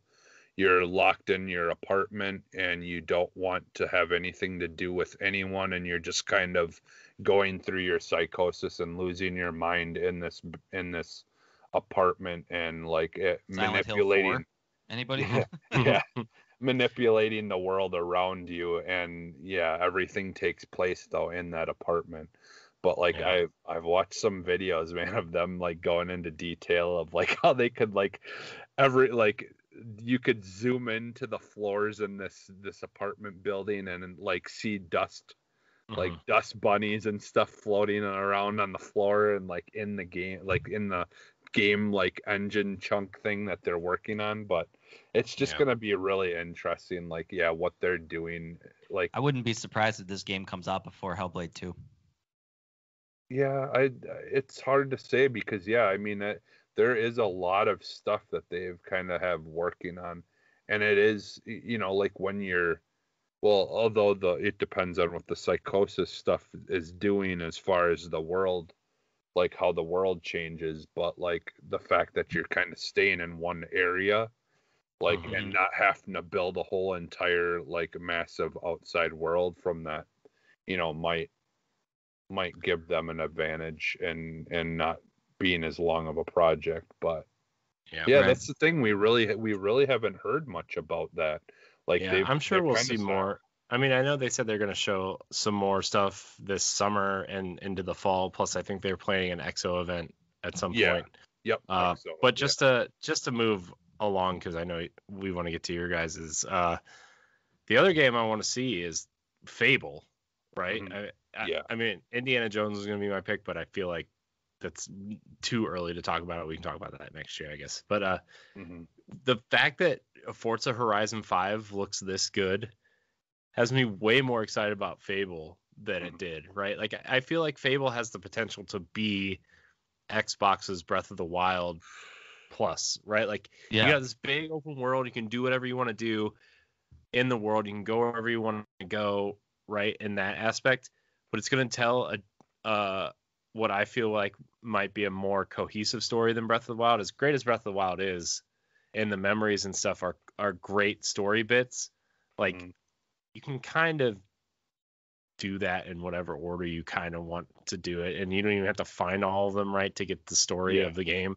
I feel like with the morality system, and like if they do things with the morality system that are similar to something that maybe BioWare did with Mass Effect or something, that could change the entire game completely at this point. And I feel like if they did like shrines or whatever, like their versions of shrines or their versions of dungeons or whatever, with like some sort of morality, and you could interact with the world differently. I don't know. I feel like Fable could be procedurally generated. No, I don't even dungeons want that. can kind of like shape the landscape or something like that if you want to kind of like harness a power or like set it free or something like that, whatever. Yeah, that'd be kind of an interesting concept. Yeah. Well, I was just thinking like think if like they messed around with the morality system, and if you became evil, like you could like see changes in like the weather of like more worse weather effects, or like just like they could have like cool little things like that even that they could mess around with, because we know that the weather tech in that Forza thing is like just amazing. So because this new Fable is being made by Playground Games, right? The same people that are making Forza. Yeah. So I mean, they have all that unlock. Like they could. I mean, they got all the tools necessary. Yeah. My thing too is like if you play it as a good guy, right? Like that could totally lock you out of some quests later on in the game, or if you play as a bad guy, you could be totally locked out of certain quests. And then it would probably reminds me of Infamous. Infamous was kind of like that, where like if you went the good side, it actually locked quite a few missions. Yeah, and you could play around with that. You could play around with people being scared of you, wanting to help you, depending on what side you took. I don't know. You could do so many different things with this. I really hope that they nail this, because like, I mean, moving from a racing game, right? Forza looks beautiful, but there's no story to it, right? Like, I just hope they built a good team to tell a good story, which by all accounts, it seems like they have, right? They've hired the right people. They've been staffing this project for 3 years, right? So I don't know. I'm excited to see more Fable. I hope it's good. And yeah. So mine. Oh yeah, go ahead, Stoy. Oh yeah. Sorry. It was funny when I saw Forza Horizon 5, I was like a little disappointed, because I was like, I'm more of a Forza Motorsport kind of guy, because that was more my game. Like, I'm more into the racing simulation games, and kind of like developing my cars, getting a little bit more in depth and actually taking it on racetracks. Not to say I didn't like the Horizon series. Like, I think they were kind of slow getting off the ground in terms of making it accessible and kind of making it fun. I don't think it became really good until Forza Horizon 3, where it just like, okay, now they got it. Now they got the formula. But Motorsport was kind of more my thing, and I was disappointed to not see it show up at E3 this year, and that they're still working on it. But I hear they're trying different things, changing up the gameplay a bit. But I guess time will tell. I guess hopefully they'll have some news and at least some gameplay footage of it later this year. But I am definitely interested in Indiana Jones, because I mean, being a big Indiana Jones fan growing up, and I'm curious to see where Machine Games is going to take it. And I think Machine Games has the potential to tell a really good story with it, and a very kind of like funny story, because the Wolfenstein games were actually kind of like, they had a lot of like kind of funny tongue-in-cheek moments, especially in New Colossus. You got the guy that trips on acid before every mission, and you got this you got the pregnant hormonal lady that just loves to like bathe herself in blood and like loves violence and killing, and just in wild moments like that I'm like, okay, I think they could really do good things with Indiana Jones. Maybe not to that level, but I'm excited to see more from that. And Obsidian makes really good RPGs in the past. And, with Pillars of Eternity, Dungeon Siege 3 was a really good one that I played from them. Alpha Protocol, by all means, was an RPG in some way. So I'm really excited to see what they do with Avowed. I hope they have multiple branching story paths, where like the choices that you pick matter. So I'm imagining kind of like Dragon Age a little bit, where like you got in that classic setting, but like you have different choices and different paths to take. with dialogue trees and stuff. I'd be really excited to see if that's kind of where they're going to go. But yeah, those are pretty much the ones that I'm really looking forward to. Besides, obviously, everybody knows Starfield. Everybody's excited for that one. So yeah. I'm for me, like I guess like I'm excited to know what we don't know yet. So those games that we don't have a lot on are what are most intriguing to me. These 26 games don't do enough for you, Jesse. Well, you need to know more. No, I mean like some of the games that are on there that we don't know a lot about yet.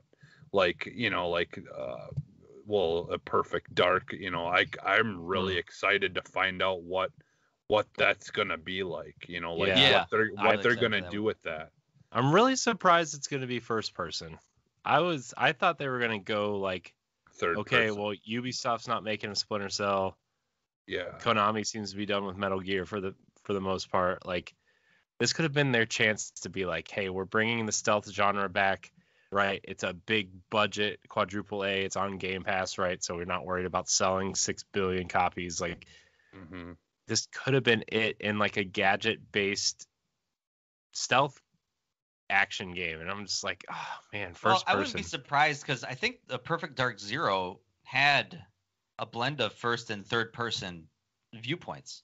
Like when you would get into cover mode, like the camera would pan out and show your character, kind of like how the old Rainbow Six games used to be, Rainbow Six Vegas. Yeah. I don't know. I was just surprised that they're doing the first person thing. Especially with you got enough first person games in the Outer Worlds and Halo and Avowed and Starfield and all these other. I'm assuming Redfall's probably going to be first person. It's like probably, yeah.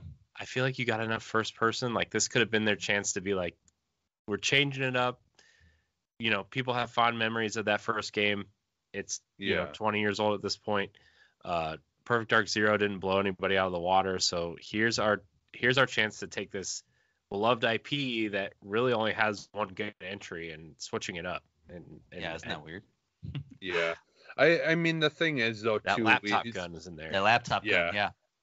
Well, there's so many times though where we've heard about games being created and in one viewpoint, and then they end up changing it later down the line, and I mean, who knows? But like, I think for me, I don't care that it's in first person as long as they can nail down the story and give us a really good story, something that we haven't had, for Perfect Dark, since the first one, I would argue. But like, even that one, like, honestly, was pretty bare bones in my opinion. But like, because I would just like to see Joanna Dark be something bigger than what she is right now. Like, I want that to be a character that Microsoft is proud to say we own, and she's like an icon of the franchise or of the company. I mean, she could easily be like, if they do this correctly, she could easily be up there with Master Chief. Right, because I mean, right now they're kind of promoting like Senua and Kate from Gears 5, right, or Gears 4 and 5, right, as like, here's the main protagonist for these franchises. And as big as those games are, like, Kate Diaz is not a household name, right? No, Joanna Dark has one good game attached to her, and more people know who Joanna Dark is than Kate Diaz, right? Like, she could, like, if you nail this and give us a good campaign with, I mean, I don't know if this game's gonna have multiplayer or not. I don't know if they want competing multiplayer games, right? Like with Halo and Gears and stuff, but like, she could be up there with Master Chief, I feel like. Easily. Yeah. Easily. Be there, Lara Croft. Like, like, I'd put her up there with Lara Croft as far as like a character, an iconic character that is female and has kind of always been like, like, she just does her thing, and like, Yeah, it's so yeah, like so that like that's something that I'm just really excited to hear more about and stuff. But like and then like you guys it's the the Fable I'm really excited to just see what that becomes. Yeah. And then the other one is for me, Outer Worlds 2. Like I haven't finished the first one yet. I really want to one of these days sit down and actually focus on that game. But I've played a bunch of it. It's just I have too much fun just goofing around in that world, and I don't ever get anything accomplished.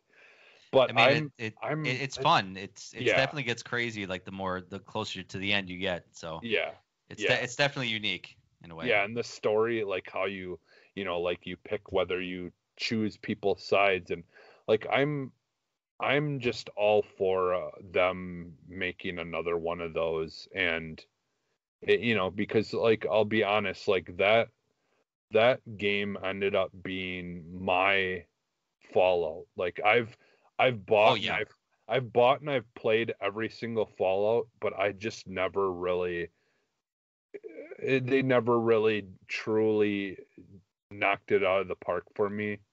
It's a So game I want to like, yeah, and I just never exactly, got. exactly. But Well, yeah, a because lot, that game came out at the same time Fallout 76 came, right? I think it was in the yeah, same release year. So it was yeah, like, here's the Fallout that you guys deserve, yeah, not 76, which yeah. kind of It was was pretty unfortunately a close. travesty as it when it came out. But yeah. So I that know a was the lot of Fallout game people like people. it now, but Well, yeah, yeah, but that goes back to that same argument that we had a while ago, like how much damage does it take for you to fix a game yeah, and then say, okay, it's great, it's perfect now, yeah, buy it now. It's like the damage has already been done. yeah, We don't know if it's going to be enough to kind of get people back into your game and even get new people in. But yeah, that's a whole yeah. nother topic. Yeah, and it's just gonna be really interesting though with Microsoft owning both of those companies and them essentially still making a Fallout game when they actually own Fallout, Well, I think it's it's in their best interest. I mean, yeah, yeah, admittedly, the more of these big experiences that you can have on one yeah, system, the better. yeah, yeah. And I Well, think Microsoft is probably the type of publisher that's just like, here, go for it. Make the game and that you want. yeah, and I mean honestly, I think it would work for them to be the fall Outer Worlds be the Fallout Light, where it does some of the same things. You're obviously getting a completely different story, but I those are more for the people like me who don't want to be able to literally pick up every piece of trash in the world. Like I do not need to pick up cigarette packs and spoons and Yeah, plates Fallout. well, I and think cups and I I don't think need that. I But think the there are Outer people Worlds and who want that. Avowed. I think the Outer Worlds and Avowed are going to be designed to be the supplemental versions of those games where Yeah. okay, well, we're not going to get another Fallout for probably 10 years, right? But Yeah. we're going to get 3 Outer Worlds games in that time, right? Or okay, Uh-huh. Outer Scrolls 6 isn't coming out for probably 3 or 4 years at this point now. Yeah. We're going to get Avowed and Pillars of Eternity and whatever In Exile's fantasy RPG is, right? They've got the lineup to fill those voids, right? And Yeah. Phil Spencer's talked about this, where every game they put out is not going to be a AAA, quadruple A game. It's going to be a double A experience. I mean, look at Psychonauts. It looks great. Amazing. It looks amazing, but that's not a triple A game, right? It's Double Fine. It's going to be like a double A, maybe 20-hour platforming experience, maybe if you want to get everything. Don't get me wrong, I love me some Psychonauts. I love that first game to death, but it's not going to be on the same level as like a Mario Odyssey or a Starfield or something of that nature, Well, I'd put that on the level of like a Ratchet and Clank or those kind of 3D platformer kind of world. I think it could be a very it's a portfolio filler that has the potential to be great, right? That's how I feel it. That's how I see it. Yeah. So. Yeah, I think sometimes we put too much stock in AAA titles for them to be like the big system sellers, but there's a lot of other great smaller experiences that I think are even more enjoyable than some of the big AAA titles that these developers push. Yeah. I mean, there's probably people out there that will enjoy Psychonauts 2 a hell of a lot more than Halo Infinite, or Starfield when it comes out. Yeah, I mean, you're like Life is Strange and like all those kind of games that aren't like massive games, but they're still very, very impactful, like on what they're doing and the story. And that's all that really matters a lot of the times for certain things, like if it's telling a good story and the gameplay is, it works well. It doesn't even have to be perfect. If it just works well, that's all that people like really honestly care about. And don't release a broken game on day one. Yeah. Fix it. Yeah, like that. As long as Microsoft can stay away from like having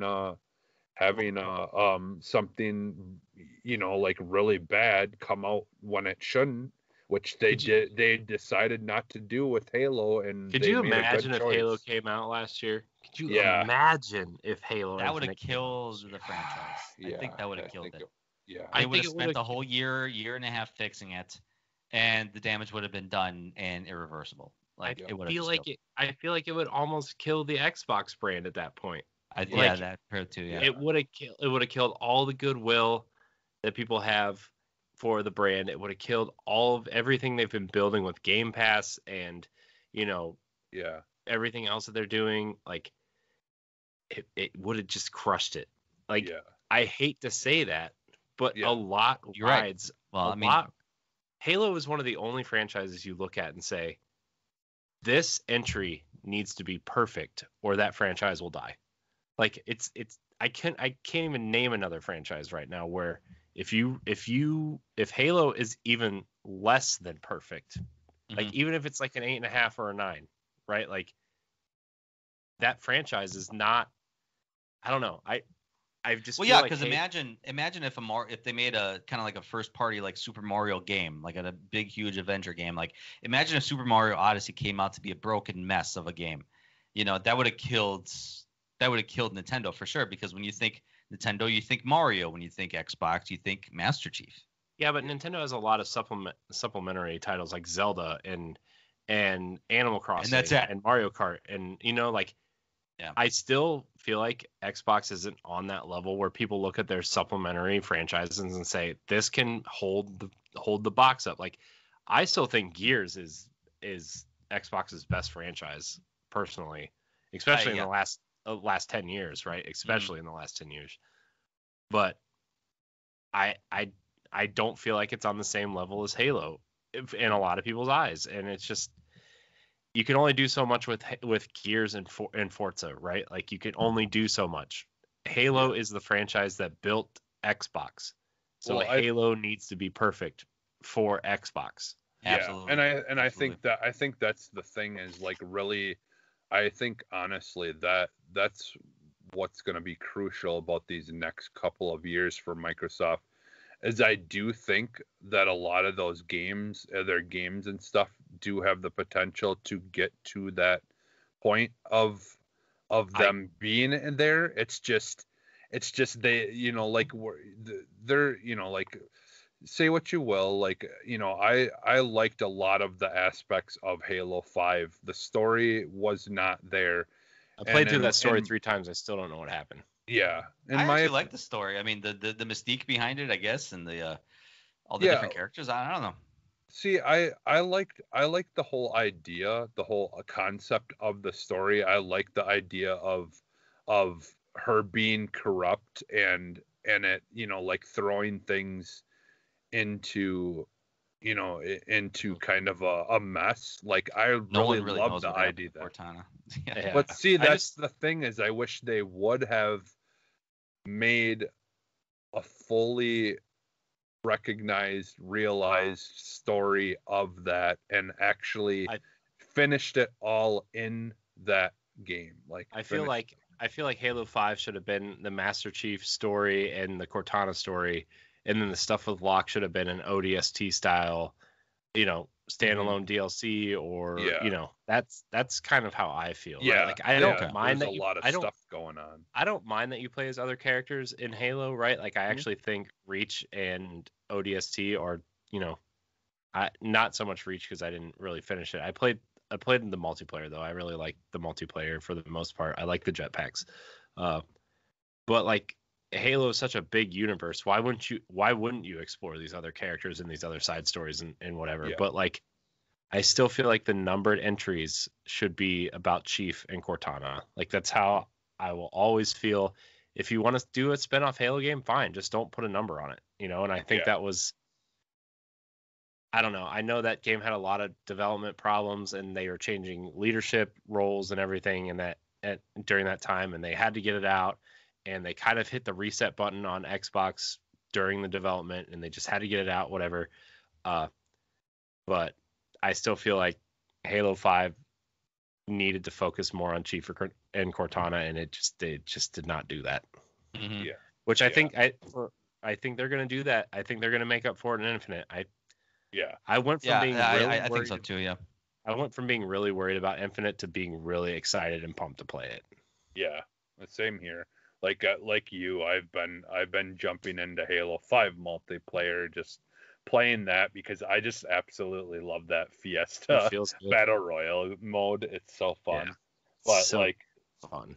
Yeah, so I'm so excited for Halo. I'm in the I'm definitely in that same situation where just that little bit of story that they gave us where Master Chief is talking to the AI and how they like going to go figure out and find Cortana or whatever. Like I was just like, yes, I this is what I wanted more of in 5. I wanted more of the story of Cortana, because I do love the idea, like I said, of just like like a corrupted, like almost like like the Terminator kind of thing, where like you've got this corruption, and then like someone sent to try to fix this issue, and like I think the thing too is like the Chief Cortana story is so interesting. It's like it's pretty much one of the only first person games that has a story that people really care about, to an extent. Like, I mean, people care about Destiny's story, but only the hardcore people are going to go find that story because it's not really in the game all that much, right? You got to read about it. I feel like I just watch My Name is Bife. His lore videos are great if you're interested in the story at all. But I feel like the Halo campaign is the one campaign that needs to tell the story correctly. And I know this is like a big meme where Chief and Cortana are like, they love each other, like they're gonna go off and cyber fuck each other. I don't know what they're doing, but like I feel like, well, apparently in this one, Master Chief has moved on. He's already inserted some other in his I think their love for each other is not like that kind of love. I think it's like a Chief loves Cortana because Cortana was always there for him, and Cortana loves Chief because Chief's always there for him, and it's like a really deep bonding friendship style of love, and I feel like that's what everybody hangs on to, and we didn't really get a lot of that in 5, and I feel like that's what disappointed a lot of people. So I'm interested to see what this new AI, if this new AI can track Cortana down, and maybe they. My theory is that Cortana's brain or whatever, the digital brain of Cortana is going to be inserted into this new younger AI and kind of reincarnate herself into this AI. Is my theory. Cortana's not able to die. I think that's kind of how they're going to weave the story in, because that's the complicated thing about writing AI is, or in video games, or even in writing in general, is just like AI is very self-aware, so like an AI is not going to willingly delete itself. It's like a human willingly delete itself. Like if that AI is self-aware, they're not going to fully go along with it. Like they're going to fight back, and they're going to kind of take any means necessary to ensure their survival. So I think that's where they're going to take her story, to say like she's fighting for herself, survival. So Halo or Master Chief is going to find out, like, hey, the hell, John Halo. Yeah. John Halo is Halo. Our Cortana gets put into a robot body, and she is Joanna Dark. Yeah. Perfect Dark's just a sequel to Halo. Side tangent on Halo. Did you see that the showrunners have left the first season of the show, the Showtime show? Yeah, what the heck is that about? Halfway through production. What the hell happened? I didn't read it, but yeah, I don't know what happened. They left the show, and apparently filming is done for the show. Okay. But like they're just editing it and making sure all the effects are in it and everything now. But like, man, the show. Yeah, I don't know. What is it with Halo? What is it with Halo and just having such bad, like, just has such a bad time when it comes to the video format of a Halo. I liked Forward Unto Dawn. I mean, the effects were kind of bad, but like I really liked it. I thought it was neat. Yeah. That's that like the one that was like the ODST kind of style, like. No, that was I think that was Nightfall. Nightfall was ODST. I think Forward Until Dawn was that was based on Reach, right? Wasn't it kind of? No, it was a prequel to Halo 4, and it told the story of that kid, the kid that ended up being the commander in Halo 4 and 5. Oh, okay. And how he wanted to enter the Spartan program, but he has like brittle bone syndrome or something, where there's something wrong with him to where he couldn't enter the Spartan program because his body wasn't able to take on the testing. Yeah, it would have just shattered his body if he wore the couldn't suit. turn to a 9 foot behemoth. Yeah, so like he just became a commander or whatever. But yeah, can I say how jarring some of those scenes were in Halo 5, where like you're seeing like Nathan Fillion like tower over this like normal human looking person? Like damn, like that was just jarring for me how they like kind of like wrote those cutscenes. Yeah, those cutscenes were good looking cutscenes. Yes, they were. So, yeah, man, what are we talking about now? I don't know. Out of the list, what were we most excited for? Right. Because when you stepped out, I talked about my excitement for Indiana Jones and Machine Games really taking some fun with the script. But I want Forza Motorsport more than Horizon 5. But I'll take Horizon 5. Mm-hmm. But I want my Motorsport. Yeah. I'm excited for Indiana Jones. I hope they have some fun with it. I think Machine Games is like the perfect developer for it. Yeah. What they did with Wolfenstein series, they did a really good job. And I think they're first person. You think it's gonna be first? No. God, it better not be. It better not be. That is no way to. That's no way to do my man's like that. Don't do Indiana Jones in first person. You got to be able to get your hat knocked off and have to pick it back up. I know, because that's part of the iconic look. Like, how are you going to see like his hat in first person? Get out of here. Yeah, you gotta. You just look in one of those mirrors, like in Cyberpunk, so you can actually see your character that you design. Yeah, right. Oh, you want to run around with your, wang hanging out? Like, it's not like you can see it. That's my whip. Yeah. How bad is this Harrison Ford sounding like going to sound? I don't know. Grumpy Harrison Ford. Maybe they'll just get drunk. I hate snakes, Jacques. Snakes. Well, it depends, because I hear this is going to be kind of like an origin story. At least the direction that they're going to go to. So I'm assuming that's what we need is an origin story for Indiana Jones. Yeah. So I think I'm hoping for some like 20-year-old young Han Solo. That's what I'm imagining. So we already got the origin story. It's the first 15 minutes of The Last Crusade.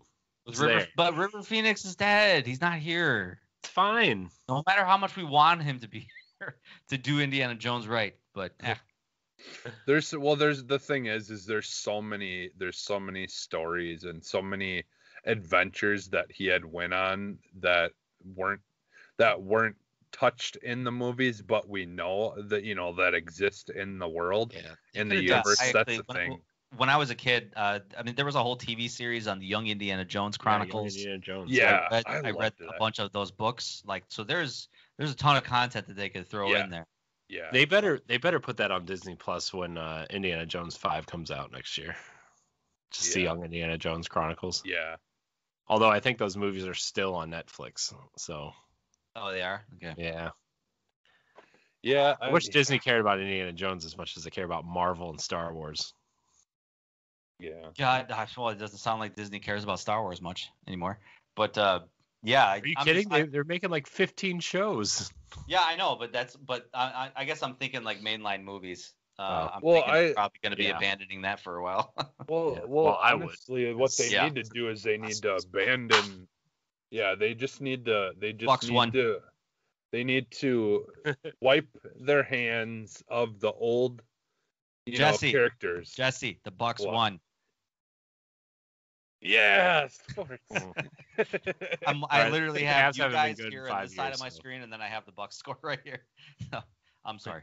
The Cavs haven't been good in 5 years, so it's fine. Yeah. You had your shot. I did. We had our shot, and we capitalized on it. Yeah. So good for you. Yeah, I know. And then we suck again, but it's okay. The Browns are good now, so it's fine. Yeah, you guys got that going for you. Yeah. No, you know what? We had one good season. We're going to suck this year, and then they're going to blow up the team, and we're going to start over. Yeah.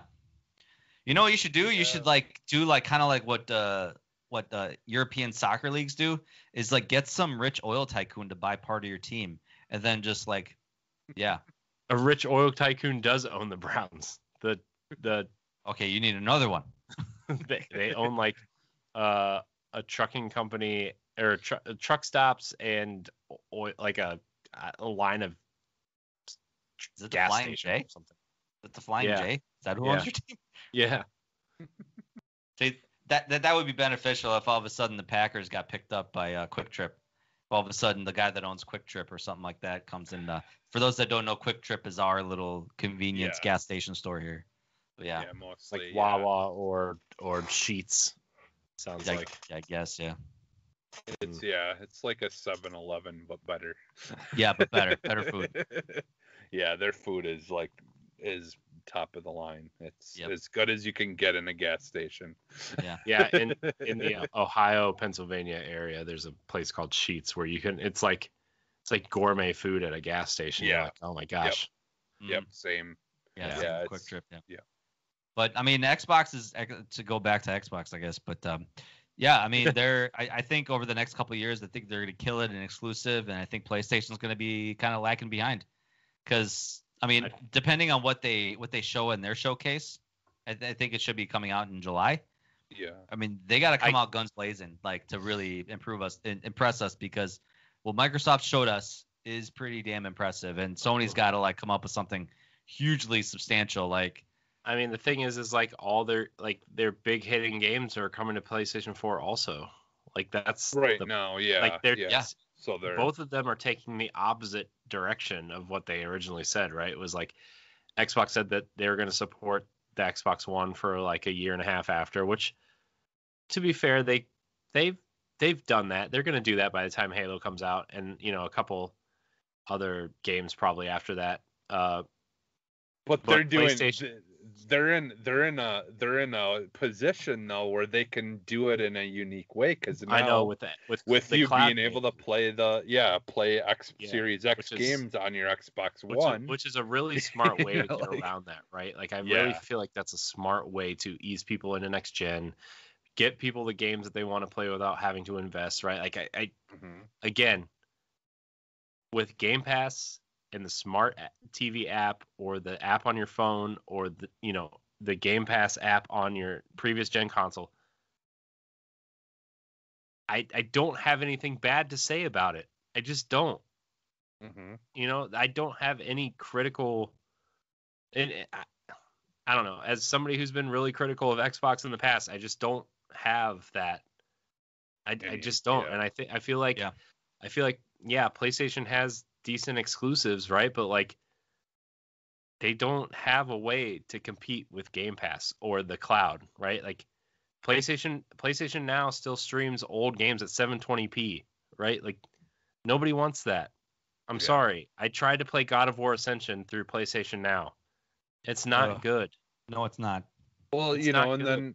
and then like, you know, like say what you will, but what Microsoft is doing with taking old games, making you be able to play them 100 times better than what they ever looked like when they first came out, and like doing all that work, like and I've thought this for a long time now, but like it's all these things that PlayStation has looked at Microsoft doing and been like, you know, just, you know, who cares? It's a lot of little things. It's a lot of little things that build up and build up and build up and build up, and all of a sudden you have this suite of features that, like, yeah, maybe your audience won't use them all, but some of them will use some of them, right? Yeah, and this other section will use some of them.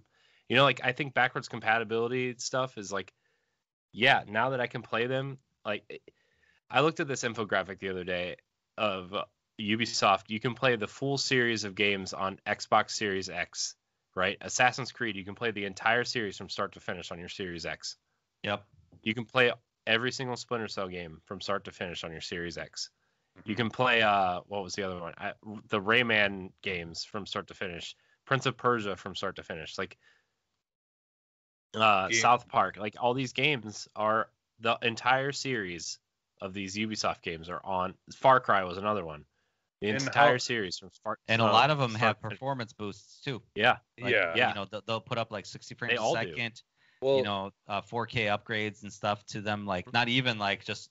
I think mostly just performance boosts. So like you're getting the full experience, you know, on your modern TV. Well, and to the people who have said, you know, like that, oh, like who cares? All you're doing is getting old games. Okay, how many people were like trying so desperately to get the SNES minis and the NES minis, and like you can't tell me that old games don't have a place in the market still today. Like like game preservation has been something people have been worried about not being handled properly for a long time, and Microsoft, in my opinion, is saying, hey, we want to actually help you know, preserve these games. I mean, you look, and we can do it. The average we can video make gamer it better. age. The average video gamer age is 35 right now. Mm-hmm. Like I think from when I read that in like 2019 or something like that, it's 35. So we're talking like almost like 20 decades of video game experience that these people that we have. So, and we get nostalgic for those things, you know, like nostalgic, and like I want to play Far Cry 3. Well, great, I have a system that I can play it on, you know, instead of having to dig out my 360 or whatever, you know, for it. You can play all the Mass Effect games, you know, the original ones. If you don't buy the Legendary Edition, you can do all that on the Xbox Series X as well. And yeah, you can, you know, if you get nostalgic, you can fire that up again. We were talking about this on Nintendo Power Block a couple weeks ago, where like Switch has such a dedicated audience of old and new gamers on it, and no virtual console. They've like we actually talked about that. Like, does Switch need a virtual console? I said yes. Yeah. And they've proved they can do GameCube, Wii, and N64 emulation with the Mario 3D All-Star Collection, which I think was personally, I think that was their test run of emulating these games. But like, they're the ones that have the richest history of back catalog, and there is no way to play anything on the Switch except for NES and Super NES games, and you can't even buy them to keep, right? Like, if you don't subscribe to their service, you can't keep them, which, granted, we're talking about Xbox and their Game Pass and how great it is, right? But like, Nintendo has the opportunity to do the exact same thing with their entire back catalog of games, and they aren't doing it. And I think the best place to play a lot of old school classic games is the Wii U. Yeah, we were talking about that the other day too. Is like Wii U has the best virtual console. It has all the consoles up there. N64. It has Game Boy Advance. It has DS games on there. Yeah, Game Boy Advance, DS. It's got a couple of Nintendo 64 games. I think it's literally the system to have if you want to play the most, if not all, the Legend of Zelda games. Yeah, it's the only game you can play them all currently, except for the 3DS iterations. Yeah. So it's really frustrating because, like, granted, I'm really nostalgic for a lot of Xbox titles, but Xbox does not have the back catalog that Nintendo and Sony really do. True. Right? Yeah. And they're the ones that are doing it the best. Yeah. They're doing which it is the opposite. best. Which is opposite. Yeah. And like I think the Master Chief Collection now is like, if you're gonna release classic games or like a collection of games, the way that Master Chief Collection, the Master Chief Collection is a new standard.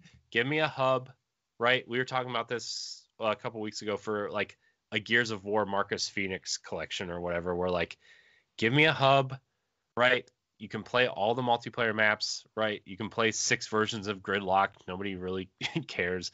I like Gridlock. I know, I do too. I think everybody does. That's why it's in every game. Yeah. But like, give me a hub, give me a list of the campaigns. Let me play through the campaigns. Give me the multiplayer.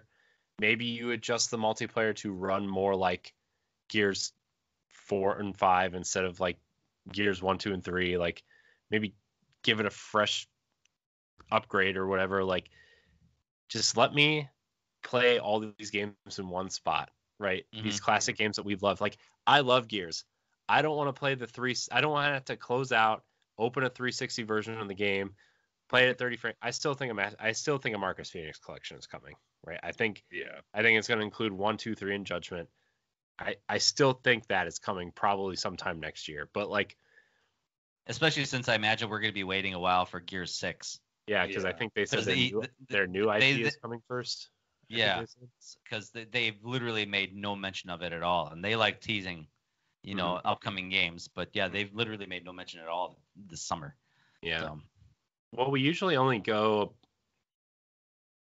3 or I think the time between Gears 4 and 5 was the longest we've gone, and it was 3.5 or 4 years. So yeah, I don't know. I think the Coalition is Microsoft's best studio right now. By the way, just to be clear, I think Gears 5 is like the premier Xbox game right now. So if you haven't played Gears 5, you should play it.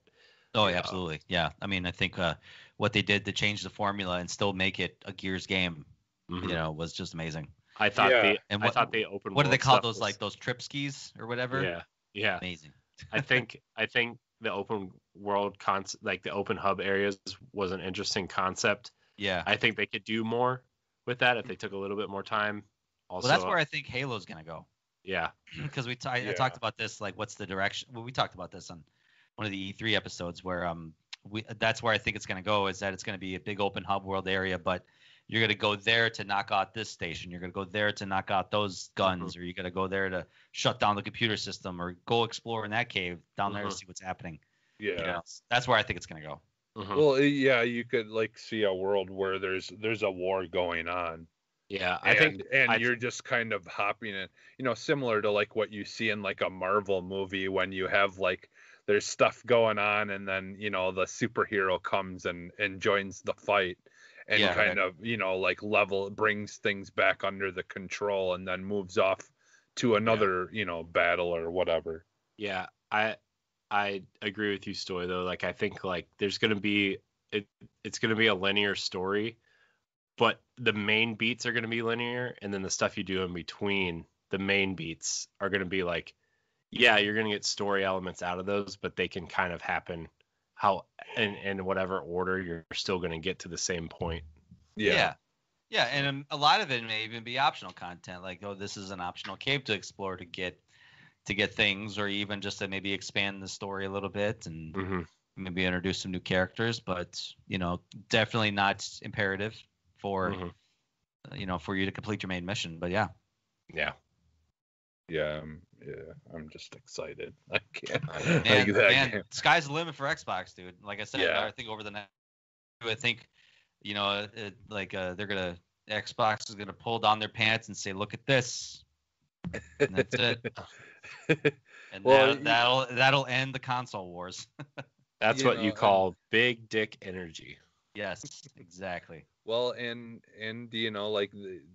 this is just the beginning, which is the exciting part. I mean, there's still so many, I don't think these are going to be the only new IPs that we see for the next couple of years. I think we can see getting new IPs from different companies or developers and stuff that they own, kind of taking, they have this idea of being on every 3 months that you get a big title, from them. But I think with 30 studios, you should be able to do that, right? Yeah. And I think this is just the beginning. This is the beginning of the year, where the beginning part of 2021, where we're gonna start seeing, we're gonna see about 6 new IPs or 6 new games, for the rest of the year. And then I think that pattern's just gonna keep going for the length of the Series X and beyond.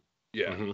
Which is why, we were talking about earlier, that sometimes it's just as important to have your AA or your smaller games to get a chance to maybe experience something or play around with something that you have an idea of that you can bring into your AAA game, later.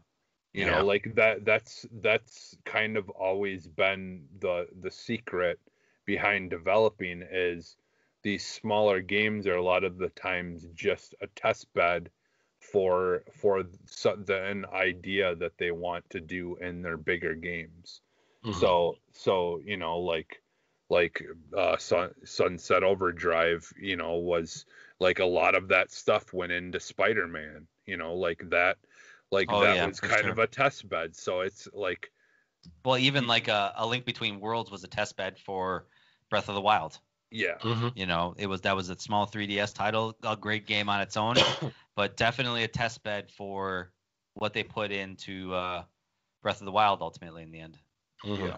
Yeah. So it's it's definitely an exciting time to be an owner of Xbox, and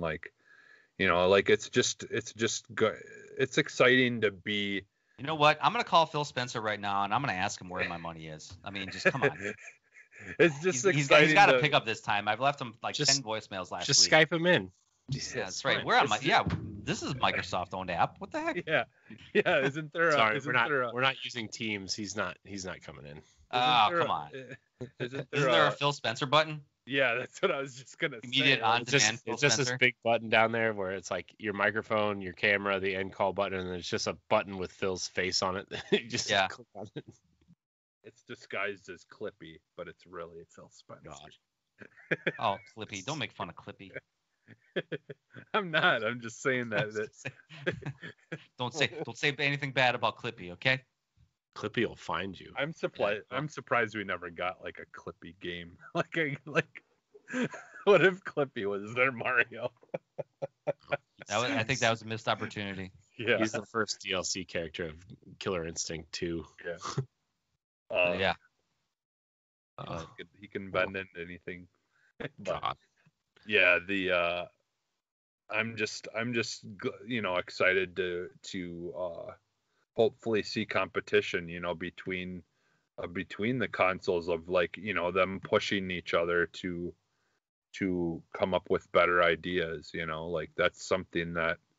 Well, it's good for the industry overall. Yeah, I mean, exactly.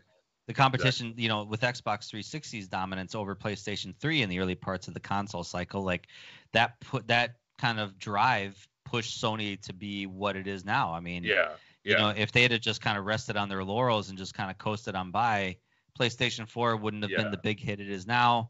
PlayStation would 5 we have obviously had wouldn't be either. Horizon Zero Dawn? Yeah, would we have had Ghost of you know, Tsushima or any of these yeah. other like, Yeah. these big IPs, God of War, I don't think would have been what it is now.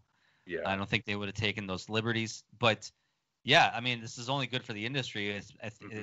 Like what happened with the Xbox One and that life cycle, like it was both a good and bad thing. We got some good things out of it because Microsoft kind of pushed to be where they are now, but also it had its bad parts about it where they had to make 3 different versions of the Xbox just to get it to work right, Yeah. Yep. Yeah. Yeah.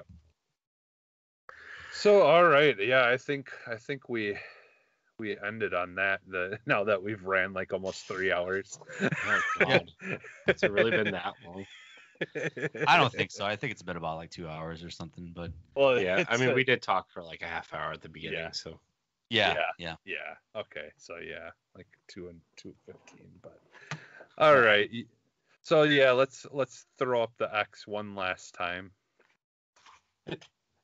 Rearrange the whole game from the underground. Yeah. And before we head out, Stoy, would you like to plug anything that you want the people to know about? Yeah, my OG crew, the EXP Cast. We're a video game podcast. We've been around for a long time, and we talk about video games as well. We post 2 episodes a week, so because we noticed our episodes are running really long. Like our episodes are running for like 2:45, 3 hours long, and so we decided to split them in 2. So you get 2 episodes per week from us, and they release Mondays and Thursdays on whatever platform you listen to podcasts, and we are on Facebook, Twitter, and Instagram at EXPcast. And we're also on the Boss Rush Games Discord. We get a lot of activity through there because Josh is building a shelf, so we got a lot of like video game collectors in our group. So yeah, if you collect video games, it's a good place to go to talk to like-minded people. But nice. I kind of feel the timing of me being on this show was bad because we just released a contest on our social medias where we had like all of us on the show designed our own Xbox controller. Yeah. And we would have people vote on which ones was better, and the winner from all the people that voted would get the one that got the most votes. Yeah. So it was like too bad that the contest literally ended today, but yeah. So you'll miss it. But I think we're gonna run stuff like that a little bit more often in the future. So, but yeah, actually we're gonna take a month off because I have a lot of weekend plans. Yeah. And I'm the showrunner, so yeah, it would just be a hassle to just reschedule everything. So usually we take like at least like 3 weeks off in the year just to kind of like grease the wheels again and just kind of refocus a bit. So yeah, we got one more episode coming this month, and then that'll be it till August. Yeah, it's that. We do enough sitting around and not getting to do anything during winter sometimes that it's like once summer comes around, it's like. Yeah, you feel me. Yeah, so. You feel me on that. Yeah, and Corey, I'm sure too. Thank you for having me. I hope to be a routine person on this show. So. Yeah, we hope so too. Yeah. It was definitely a lot of fun today. So. Yeah. All right, Corey. Yeah, is there anything that where can people find you? You can find me. I am Corey HG on Twitter. You can find me hosting Tower Casuals and the Boss Rush podcast. I'm also on Nintendo Power Block, so you can find me there as well. All right. And I'm your host, Jesse Douglas. You can find me everywhere as Phantom NXS. And now we'll throw the X one more time. Wasn't that the original title of the Switch before it came out? Wasn't that it? Well, is that where you got the name from? Well, yeah. Well, we mixed it.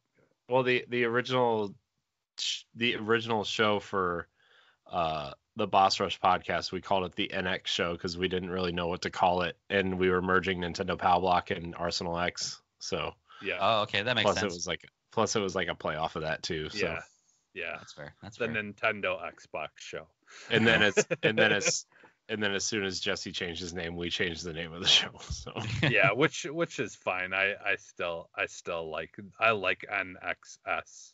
Yeah. I like together like as at the ending of my thing. I still like it. Otherwise I would have changed it, but Right. So yeah, but Cool. all right. Well, thank you for listening, everyone, and we'll see you next week. Bye. Bye.